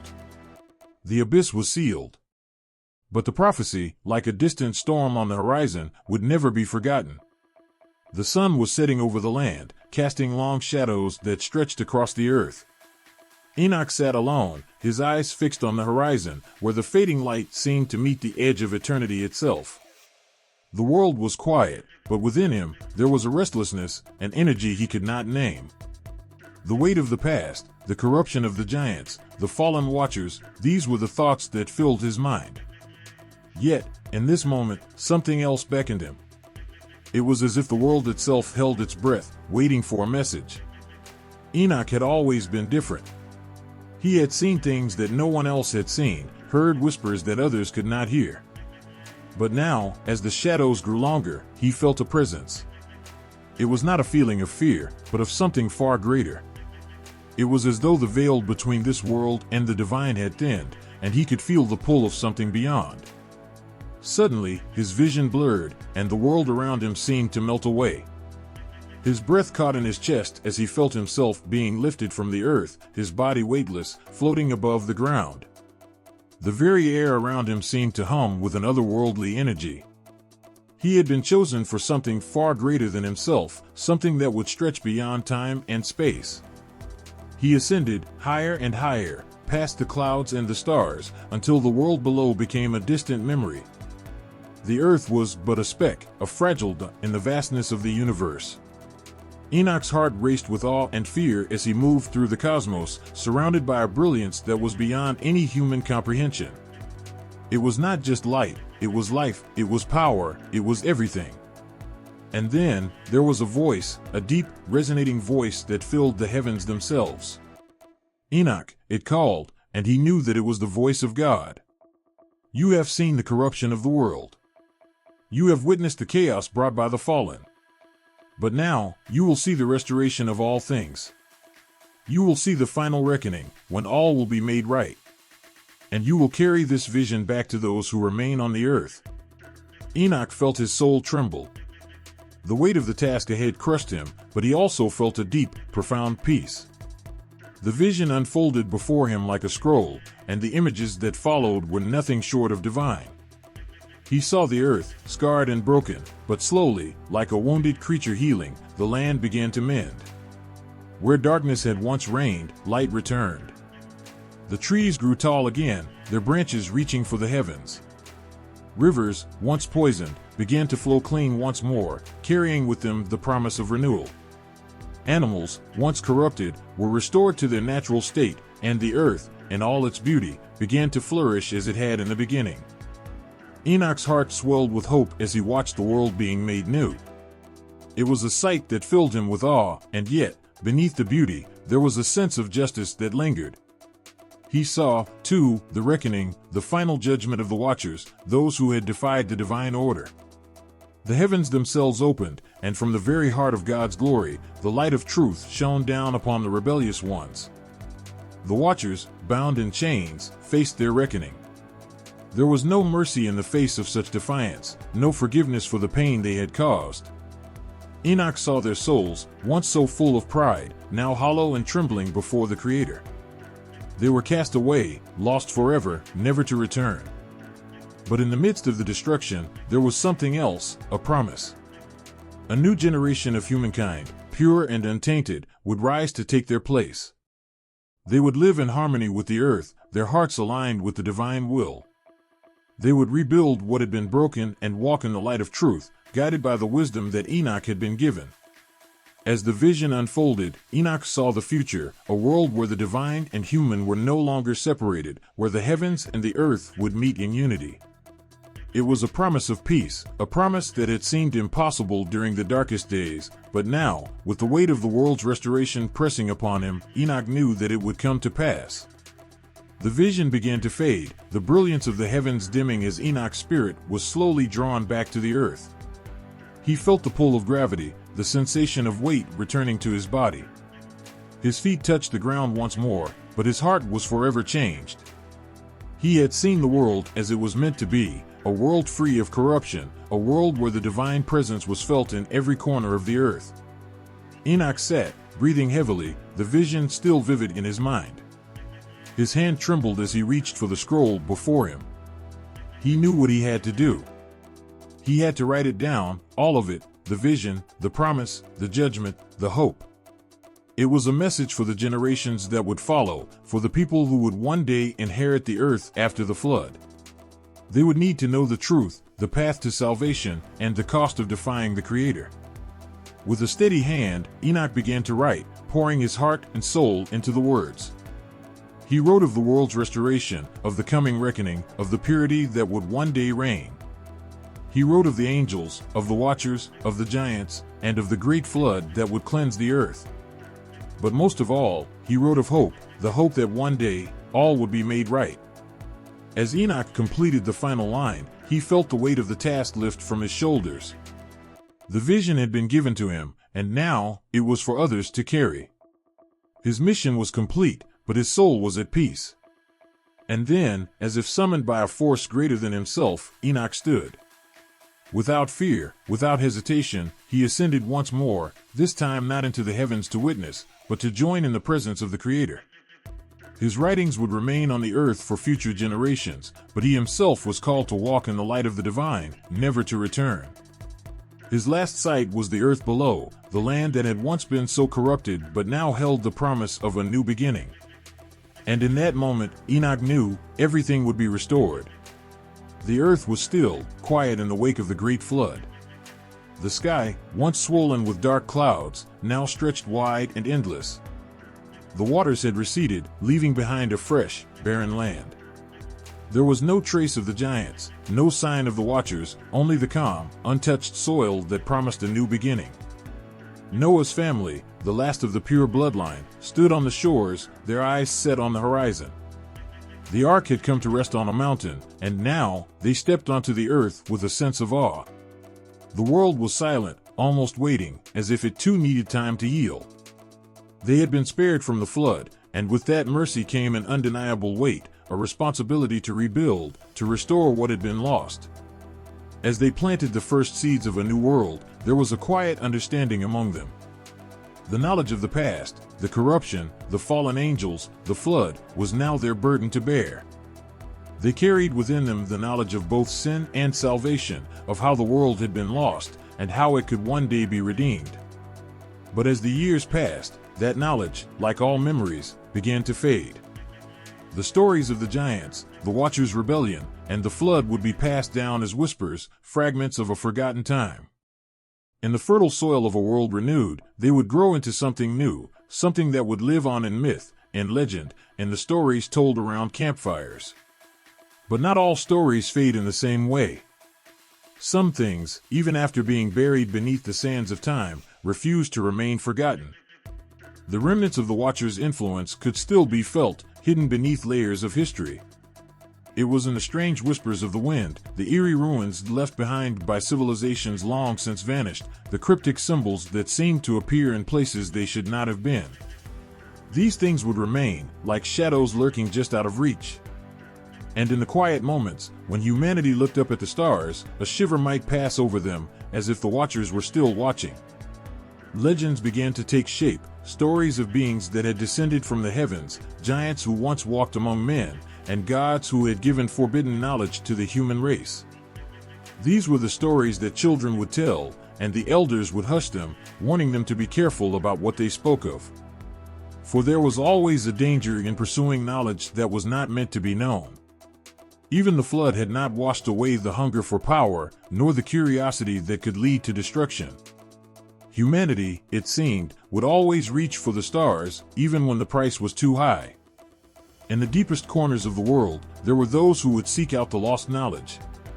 Secretive cults formed, searching for ancient texts, forgotten scrolls, and the arcane teachings that had once been shared by the Watchers. These men and women believed that in the knowledge of the past lay the power to shape the future, to rewrite history, to gain mastery over life and death. But they were unaware, or perhaps they did not care, that such knowledge came with a terrible cost. The more they sought, the deeper they fell into the web of temptation, just as the Watchers had. There was something dangerous in the pursuit of forbidden things, something that could never truly be controlled. And so the cycle began again. Rebellion always found its way into the hearts of those who sought power.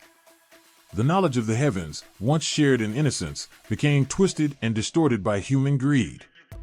The teachings of the Watchers, once offered to aid mankind, became weapons, tools of destruction. And just as the giants had once roamed the earth with their insatiable appetites, so too did humanity fall into the same trap, the desire for more, the hunger for dominion over the earth and the heavens. But the earth, in all its vastness, was not made to be controlled, nor were the stars meant to be conquered. There were forces beyond understanding, forces that would always have their say.